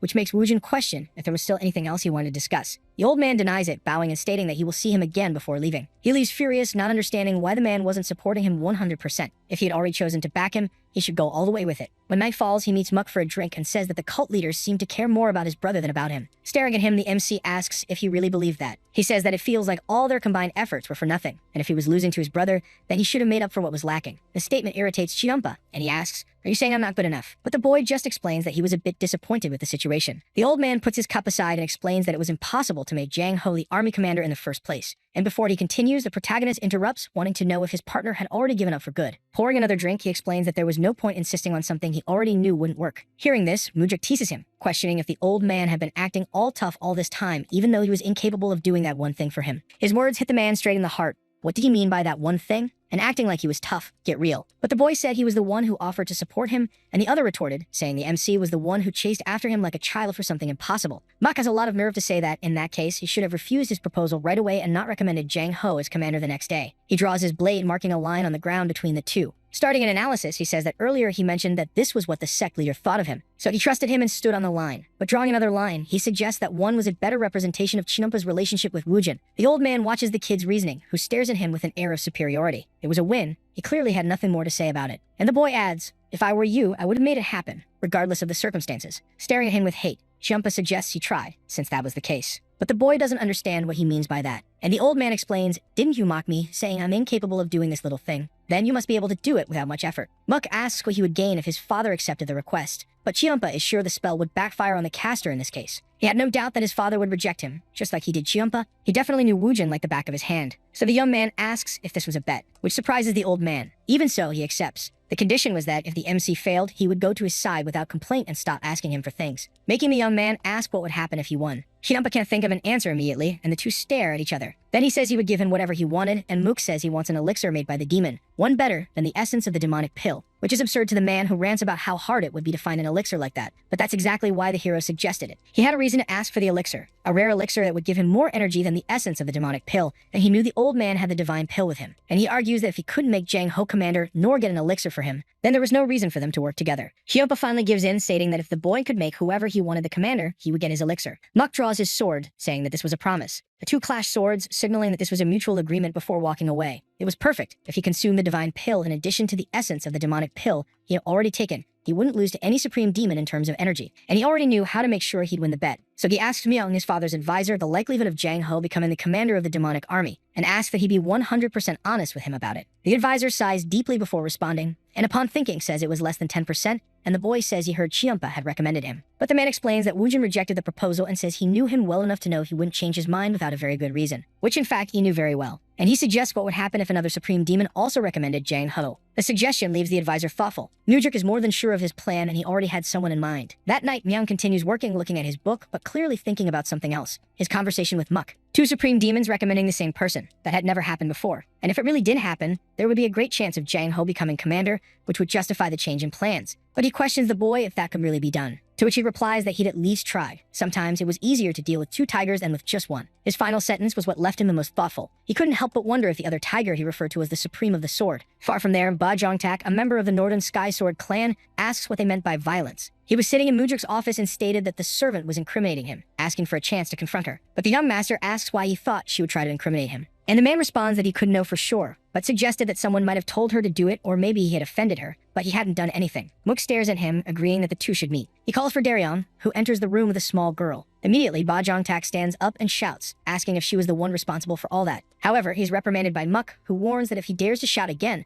the conversation will end right there. Looking at the little girl, he asks if that was really the man who had done that to her, and even intimidated, she nods her head. Again, the accused shouts, "How dare you lie?" And look at her. She's trembling. She's afraid of being caught in a lie. The protagonist explains that she was like that because she was scared, which offends Ba Jongtak, who asks if he was taking the girl's side. To which he replies that he heard the man had told her he would go after her family if she tried to expose him. The statement leaves him speechless, and he asks if his superior really believed what the girl was saying, which makes him look at Daryon for a moment. 2 more women enter the room. The man looks shocked to see them, while the young man confirms that he must remember them, as they had all been his servants in the past. Stammering, he confirms, commenting on how they had grown. The two stare at him with expressions of discontent. But Mujik tells him to stop pretending to be a nice guy because both of them had already testified. The guy's modus operandi was always the same, as was the way he treated the girls, using them for 3 years until he found someone to replace them. Looking down, Ba Jongtak justifies that it was just a mistake he made when he was drunk, asking for forgiveness. And he even claims that none of the others who touched their servants ever went to jail before. Apparently, he had done his research thoroughly, according to Mook, who agrees with the man's words. He swears he would never do anything like that again and could even write vows promising it if the MC wanted. But the dark-haired boy says there was no need to go that far because he wouldn't send him to jail. That statement surprises the girls present in a bad way. The man thanks him profusely, beginning a promise. However, before he finishes the sentence, he ends up losing his head with Mujik, and the hero says he would be sent to a place worse than jail. The girls' expressions change, shocked by what they had just seen. Same for Daryon, though he was less shaken. Finally, the protagonist confirms that the man who tortured them was done, and their families would no longer be in any danger. And he asks them to live their lives without further worries, but they were still horrified. And he explains that they would probably never forget what the man had done to them, so it was better they remembered that scene than other things. He hoped the moment when he paid for the crimes he committed would be more impactful than what he did to them, and that they would remember the last look on his face. That was the best he could do for them. The servant who seemed oldest speaks up, thanking him for helping them get the revenge they had long awaited. Meanwhile, the eyes of the younger ones filled with tears. But it didn't take long for them to thank him as well. Seeing the scene didn't make him feel happier, and he remained serious like Daryon. And he asked them not to thank him, since he was only able to punish Ba Jongtak thanks to the courage of the 3 of them in testifying against him. It was all because of them, and he asked them to continue living bravely, to which they nod. With the matter closed, Daryon escorts the 3 girls out of the building. The situation makes Mook think of his father, of how they would be brought down by the orthodox martial artists he hated so much if they continued following the premise of survival of the fittest. That could not happen. Therefore, without a doubt, his father needed to be cut down. His thoughts are interrupted when Leon bursts into the office shouting his name. She says that Ba Jongtak served the Northern Divine Swordsman, and the Supreme of the Flowered Sword wouldn't let his elimination go unpunished, asking if he wasn't afraid. And he was. He was afraid of dying before managing to fix all that rot. But one comments that since his official appointment as Pavilion Master, the sect had been improving, to the point that they now had more good people than the Mirim Alliance. But he thought that not touching servants wasn't something to be celebrated. It was just how things should have always been, even if it didn't happen naturally. The boy's words leave her speechless, and he orders her to notify the Supreme of the Sword immediately, and to say that there was an incident in the investigation that he would explain personally. Far from there, in the Northern Sky Sword clan, Daryon and Mujik were being guided by one of the locals. Upon arriving at the palace, the protagonist was introduced as the Pavilion Master of Nirvana to the superior. He was received by the Supreme Demoness of the Flowered Sword, So Yanrang, and although she appeared to be in her 20s, she was twice that age, which fueled a rumor within that sect. Something about her never changing, no matter how much the world around her changed. In fact, she only seemed to grow younger with each passing year. Mujik bows to her, saying it had been a long time since they last met, but she asks him not to call her Madam, and suggests he refer to her as the Supreme of the Sword, which the boy says is impossible considering the woman's seniority, and she asks if he respects her just because of her age, saying she doesn't think that's how it should work. Respect should only be given to those who deserve it, arguing that even if someone is younger, that person should be respected if they deserve it. In the end, the boy yields, asking her to also address him more casually, and she agrees. Mook introduces Daryon as the investigator in charge of the recent case, justifying his presence in case any details of the investigation needed to be explained. However, she states that there is no need for that, and if the Nirvana Pavilion had decided a crime had been committed, then that must be the case. Furthermore, the woman agreed that a man like that deserved his fate, so her house would not seek conflict over it. Mujik looks at his friend, who understands the message and leaves the room immediately. With his exit, the Supreme tells her old acquaintance that thanks to his hard work, several changes have reached her own cult, and she thanks him for that. Humble, he says it was only possible thanks to the great support of a woman, but she says there's no need to praise an old crown like her so much. And the boy quickly scolds her, stating that she looked like she was in the prime of her 20s, which was absurd to her, as she had already stepped away from duties to focus solely on understanding martial arts. She had lived a very different life in her last regression. After Huamuji strategy brought down Woojin and closed his sect, all the Supreme and Martial Masters fought to assume leadership. In the end, the first to become sect leader was the Supreme of the Flowered Sword. During that period, there was always a war going on. It would have been better if the woman had been good at politics, but ruling wasn't among her ambitions, so she was overthrown after a 4-year reign. Returning to their conversation, Mook confesses that he was in a complicated position when the incident happened. When asked about it, he says she had probably already heard he was having many conflicts with the Southern Sword House. He mentioned the house on purpose to see her reaction, since their leaders had the worst relationship among the Supremes, and their subordinates were like cats and dogs. The protagonist explains that it was because Chiampa had been pressuring him a lot before, but now he had a conflict with Yanrain's house. Upon hearing that, her first reaction was to say she was completely different from the Sword Demon, and the boy completely agreed. She takes the opportunity to talk about the rumors that Chiampa had recommended Jang Ho to be the next commander of the demonic guard,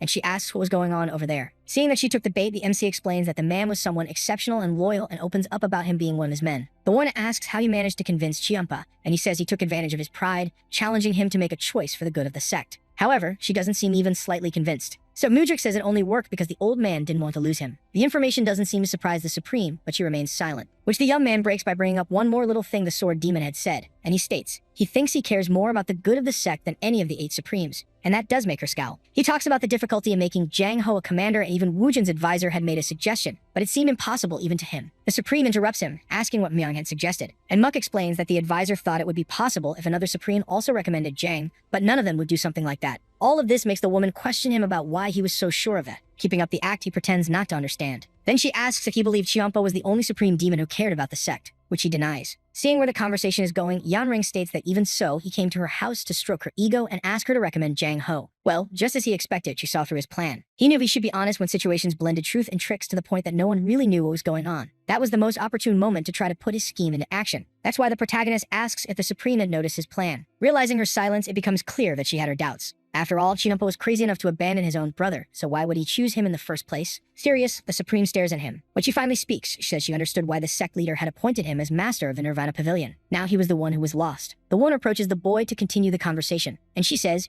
"You have a strange way of shaking people's hearts." At last, she states that she will recommend Jang Ho for him. Not believing it, the boy asks if she was being serious in that moment, to which she responds that she wanted to show that the Sword Demon was not the only Supreme Demon who thought of the good of the sect. The matter ends with Muk bowing to her again with a promise not to forget her help. On the way back, he reflects on how he already expected the woman to help him, because if he had the potential to inherit the sect and Chiampa realized that before she did, she wouldn't want the old man to have a monopoly over the boy. She wouldn't let him have anything if she could help it. She hated him so much that he was the first one she crushed with her own hands after becoming the sect leader in the past. At the Celestial Demon Palace, Woojin and Myung were discussing how they hadn't thought Muk would be able to persuade the Supreme of the Flowered Sword. But his father knew exactly what strategy had been used, and he preferred to focus on Jang Ho's character and loyalty. And Myung explains that he really was exceptional, but his strength lay in martial arts, not politics. Muzhik had made a very wise choice regarding him. His words lead Woojin to conclude that he had somewhat neglected the man because that was probably an emotional decision, just like Jang Ho himself, a trait the advisor considered both his strength and his weakness, unlike the Celestial Demon, who claims it to be a weakness. Then Myung asks how his master intended to resolve the situation of the commander of the demonic army. But since 2 Supreme Demons had recommended him, he had no choice but to accept the recommendations. He couldn't hurt both of their egos. Thus, it was decided that Jang Ho would be a leader, and Myung would be responsible for delivering the news. At the Nirvana Pavilion, Muk was facing his friend, who admitted he didn't know what to do to repay his kindness. But he states that, based on his personality, he doubted he'd be able to return the favor, which makes Jang Ho ask what the boy meant by that. So he explains that he appointed him as commander for 2 reasons. First, because he believed he was the perfect person for it. In other words, he was thinking about the good of the sect, not about the benefits the 2 of them could gain from it. Jang says he didn't deserve such praise, but his friend ignores him and says, "And the second reason is because I have hope that the demonic army will become my strength." Not following Muk's reasoning, the new commander asks if the 2 reasons didn't contradict each other, which makes him comment on how difficult it would be to maintain a friendship with the man, since he was such an incorruptible person. But he assures that he would never use their personal relationship to try to force him to do anything. Surprisingly, Jang tells his friend that if he saw him as someone who would ruin relationships for the sake of the organization, he was completely wrong. And Muk questions him. The man asks if he remembers when they first met, when he sent an anonymous letter because someone had hurt his friend. He wanted revenge. So it was clear that he was an emotional person, someone who valued personal relationships more than anything in life. And he says, "I want to swear loyalty to you." No, I already have. Know that I will be loyal to the sect and its leader, while also working hard with the demonic army. However, he wanted to make it clear that the person he would be most loyal to was Mujik. Hearing that, the MC realizes he had someone much better by his side than he had thought. Smiling, he says he'll be counting on his friend from now on, and Jang replies, saying he's excited to work together. At night, as always, Chiampa's appearance in the Nirvana Pavilion courtyard was punctual, and Mook comments on how his posture made him look like a guardian statue protecting him. On the defensive, he asks if Mook was trying to provoke him because he had a gloomy aura, which the boy promptly denies. The old man congratulates him for making Jang the commander, and the MC thanks him for the recognition. All this calmness was strange, as Mook had expected to see Chiampa on edge for involving Yanrei in the situation. Even so, he couldn't afford to relax. Who knew what that old man might do? He asked how he managed to persuade the Supreme Demoness of the Flowered Sword.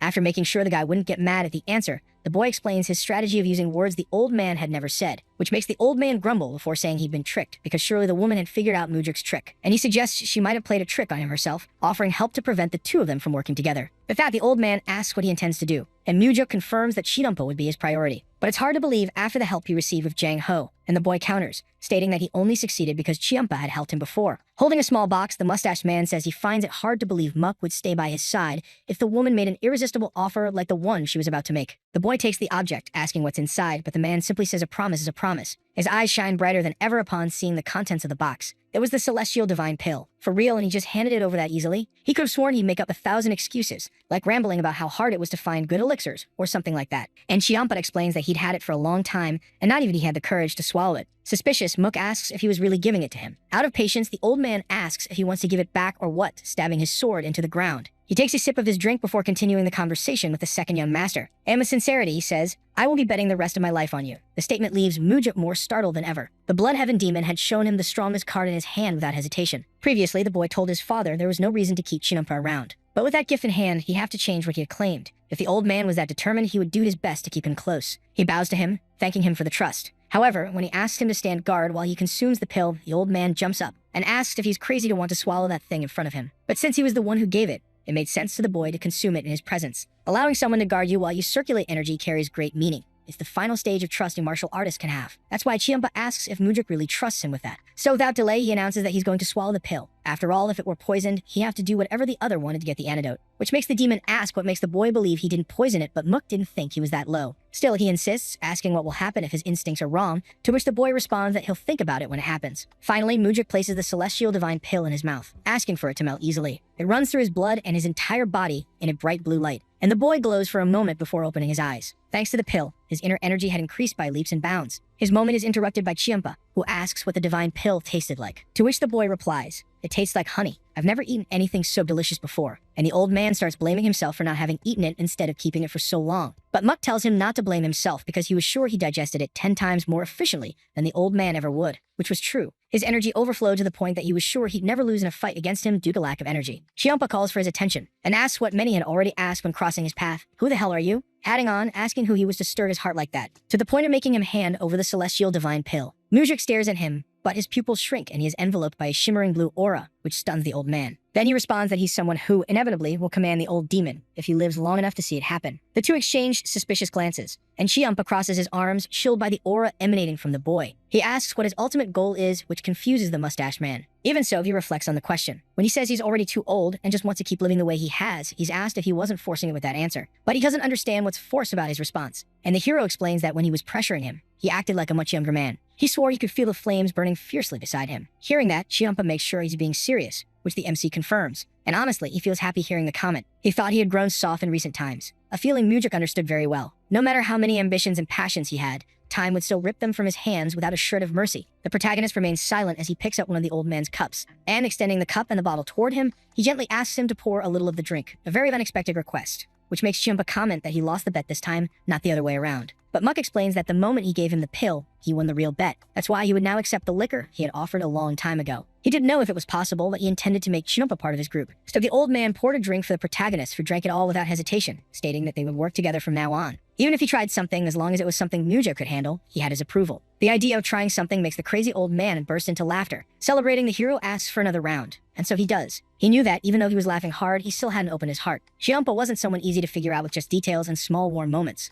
Not even Mudrik truly knew what was going on in his heart, and their relationship would only be established when the old man decided he could know. The possible endings would be to burn with flames, be struck with a sword, or to become his eternal friend. On the day he decided, everything would be decided. But he still wasn't good enough. The boy needed to accumulate more internal energy, something he could never have too much of. While training, he heard someone comment on how his internal energy had increased again. It was his father, standing at the door of the training room. The boy explains that he received the celestial divine pill from the demon of the blood heavens, and Woojin's silence is uncomfortable. So he asks why he wasn't surprised by the information, and the man explains that he already knew that's what he wanted from Chiampa. When he asks how he knew, the boy is shocked to discover that it was his father who gave the pill to the old man. So surprised that he repeats his words just to confirm what he heard. So the line Chiampa drew earlier was right. Woojin asks what he had offered in the bet, to which he replies that he had offered himself. The man concludes that Chiampa accepted a lost deal, but Mook states that he was only getting started and intended to take down all 8 supreme demons. Hearing that brings a deafening silence between the two. It was strange for Moojik. Before, he would have said the boy was going crazy, but now he said nothing. So he questioned his father's silence. But he says he was thinking that maybe the hero was really capable of doing it, which makes him think that Woojin was finally seeing his worth. And a celestial demon says nothing more about it. He simply turns his back and tells him to continue his training. Before he leaves, he thanks him for making Jang Ho the commander of the demonic army. But the man cuts him off, stating that he only did it because 2 supreme demons recommended him. The boy says he will become happier, and that makes his father freeze. He believes he needs to be happy so that those around him can be happy too, and then the sect itself will become happier. Before Woojin can say it's a useless notion, the boy anticipates his words, that it's a useless emotion that will lead to his downfall. And his father says it's good to be aware that if he wants to walk that path, he should forget something trivial like happiness. However, Moojik shouts that it's not his wish,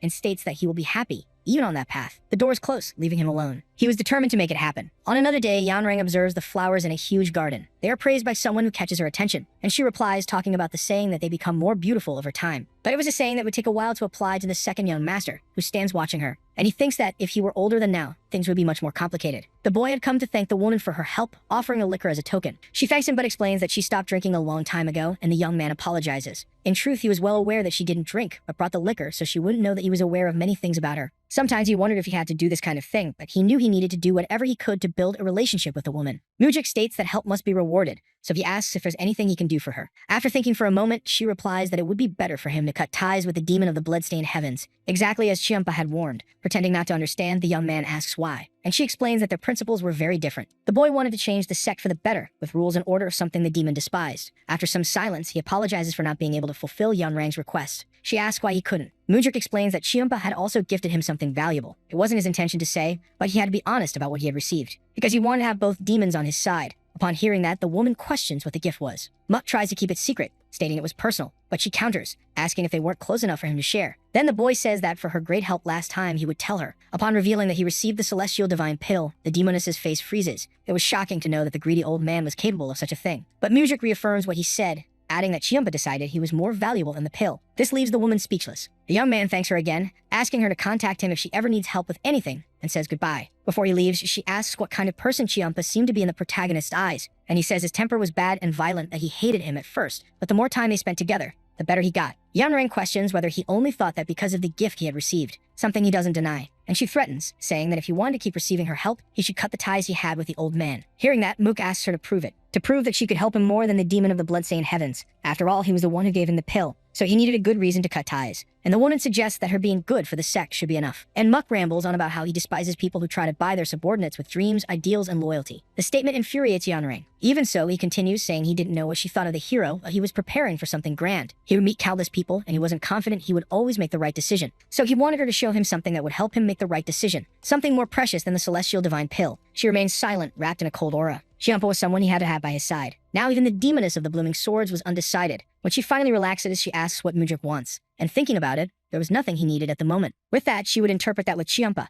He didn't need anyone else. The boy says goodbye again, leaving with a smile on his face. Knowing that precisely because he hadn't said anything, the woman would become even more impatient. As usual, Moojik meets Chiampa in the pavilion courtyard at night, and he asks what the hag told him this time. The boy explains that she asked them to cut ties, which the old man already knew, but asks if she gave a reason for it. Mook gives a summary, mentioning the part about their differing values, which was pure nonsense to the elder. He asks what the MC intends to do, and of course he intended to stay with whoever offered him more benefits, which enrages the man. But the boy asks if he wouldn't weigh his options when possible if he were in his place. What shuts Chiampa up, who knew he would act the same way. Even so, Moojik assures him that he was still number one, as he doubted Yanrang could give him something better than the pill. However, it wasn't impossible for the demon, who claimed that the woman was someone capable of anything, to destroy him. All that friction makes Mook question why their relationship was so complicated, and when thinking about the reason, the man seems to wither. Moojik knew the reason, even though he had asked. But the old man deflects, saying he didn't need reasons to hate someone. The protagonist changes the subject, inviting him for a drink so he wouldn't return home sulking. And Chiampa asks what kind of person the young man thought he was. To which he replies, someone calm. I don't think that's a bad thing, Mook. When you're disappointed, you can stay that way. But when you're upset, you need to let it out.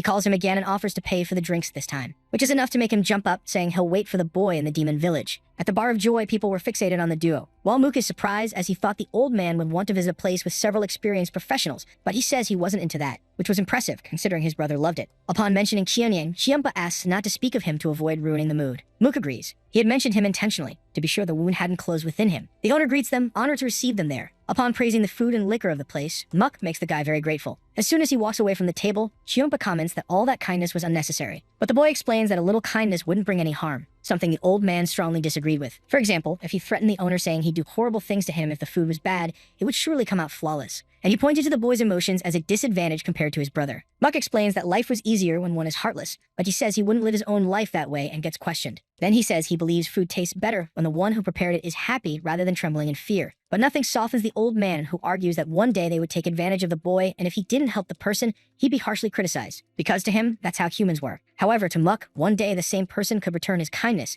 which could even save his life. To him, that's how humans were. But Chiampa was too stubborn and preferred to pay to see. With the food now on the table, Mook comments that he thinks the man is more emotional than him, which leads him to conclude the boy was terrible at judging people. However, he thought he was right. With each meeting, he was behaving more emotionally than usual. Even there, the man's emotions were involved as he shared his thoughts with someone, which was unprecedented. Taking advantage of the topic, Moondrick mentions that he should start managing his disciples better. Otherwise, they would keep causing trouble with the Nirvana Pavilion. The comment leaves the old man outraged, calling the boy arrogant, who throws the same adjective back at him. This only provokes more anger in the elder. But Moondrick states that he looked down on the sect and his father and imitates him, justifying the attitudes by being the demon of the bloodstained heavens, suggesting that he didn't care if his apprentices were trash. This provokes immense fury in Chiampa, causing the table to shatter. Everyone observes the fiery aura he was emanating in awe, and he yells that Mook had crossed the line of arrogance, and that he wanted to beat him to the end right then. Noticing the bar owner's stares, he asks what he was looking at and orders more liquor and food. But the MC interrupts him, saying that in these situations, he shouldn't act like that. He places some coins under the chair and apologizes to the owner, promising to compensate for other damages to the bar later that day. But the man says it was all right. Still, the master insists and kindly asks him to bring more food and drink. Seeing a friend's attitude, Chiampa asks if that was what he wanted him to do. And the boy explains that even if he wanted to, he shouldn't go around breaking things. Which makes him ask if he was teaching a supreme demon how to be gentle, but he was just trying to align his demonic path. This seems to make the mustached man even angrier. It's something Moondrick ignores as he asks him to stop yelling and invites him to sit at another table. Even burning with hatred, he obeys. Complaining, but he obeys, and calls the boy crazy, still threatening him with food and drinks if he ever betrays him. The server delivers the food quickly after hearing the two arguing. Moondrick asks if he was being serious, and the friend confirms. And in that case, he asks him to swear loyalty to him sincerely, and explains that the threat could be used in another way. If the MC swore loyalty to the demon and was betrayed, he would drive his sword right through his heart. He pours a shot for the old man and asks him to accept it. The two stare at each other before Mook extends the glass to Chiampa, who grumbles but drinks. Deep down, he already knew what would happen. Even without physically toasting, they had toasted in the old man's heart. Meanwhile, at the palace of the demoness of the flowering sword, her informant tells her that the young master was drinking with Chiampa at that moment, and adds calling him arrogant. But he is scolded by her, as there was nothing worse than speaking about someone behind their back. He apologizes and says he'll keep that in mind. The woman comments that Moondrick was no longer the second young master she had known before, but the informant considered him a storm in a teacup. However, she suggests that that teacup might be big enough to carry the whole Murim. I mean, for that old man to have given the celestial divine pill to him, he must have seen potential as the sect's successor. Worried, the young man asks if she also saw that as a possibility. And Yanrang thinks that Mook definitely showed an unexpected side, but not to the point of seeming worthy of the pill he received. That was what stressed her the most, the fact that she missed something Chiampa noticed right away. Was it really something that old man could see and she couldn't? He interrupts the master's train of thought, asking her to rest, and says he has prepared a new man. So she does, while the boy stares at her as he leaves the garden. At another moment, Moondrick enters his father's training room, a place he had never entered before. An iron plaque catches his attention. It was 10,000-year cold iron and full of marks. It was impressive, but it made him wonder if it wasn't basically abuse of cold iron. Woojin tells him to be quiet and use the 4 steps of the wind god all at once, and he nods. The boy starts emanating his blue aura quickly. The 4 steps of the wind god have 4 main movements and more than 900 changes that can be made. Depending on how you interpret and use the changes, the movements vary and the powers of the 4 steps of the wind god are different. The boy lands on the ground after the sequence and notices his father's angry look, which makes him ask if he did something wrong. Woojin asks if he had already learned at that level. Maybe it's because he recognizes his abilities, so the two continue discussing martial arts after the question, and the man helps with some opinions, and surprisingly listens to his son's opinions and even accepts some, like when he suggested that putting more strength in the right foot would be the correct interpretation. Moondrick never expected to see his father acting so freely and rationally when it came to martial arts. He asks him to close his eyes and tell him what he learned that day, and he does.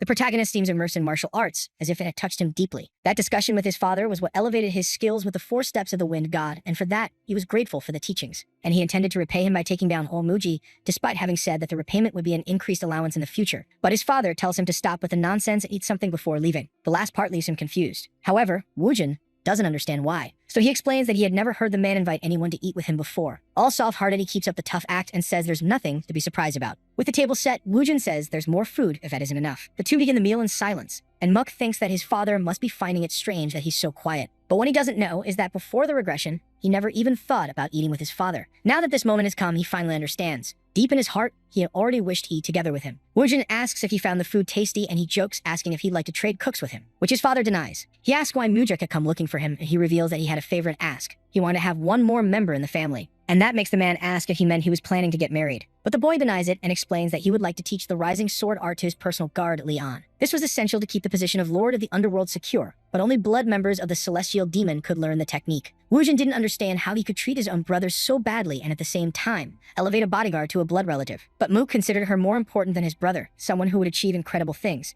Even so, his father asks if he was sure about that, and he explains that his exclusive martial art would become the demonic art of the 9 calamities, something that could only be learned by his successor. Woojin had to admit if there's one thing his son had, it was confidence, so he accepts the request. How could he have agreed so easily? Before he gets too excited, the Celestial Dragon asks his son to promise him one thing, and he eagerly waits to hear what it is. Then the man says, "The next time you want to finish off one of the Supremes, I want you to tell me first, no matter which one it is." Mujik agrees to the condition, assuring that he will tell him. At his pavilion, Muk waits for his friend, who soon arrives asking if he had called for her. He greets her as the leader of the Phantom Shadow Corps, and she bows to him. Then he announces that from that day on, he would teach her a new martial art. That surprises her. She can hardly believe what she heard. But the friend confirms it and reveals that he will teach her the rising sword art. His words shock her, and she says she couldn't do that, as it was something to be passed only to blood relatives of the Celestial Demon. Calmly, Mook asks if she was done with the sermon, to which she replies, "I have more to say, but I'll stop here. No, you can't teach me that. If the Celestial Demon finds out." Before she can finish, the boy informs her that he already got Woojin's permission, which leaves Leon bewildered, and she asks if he was serious.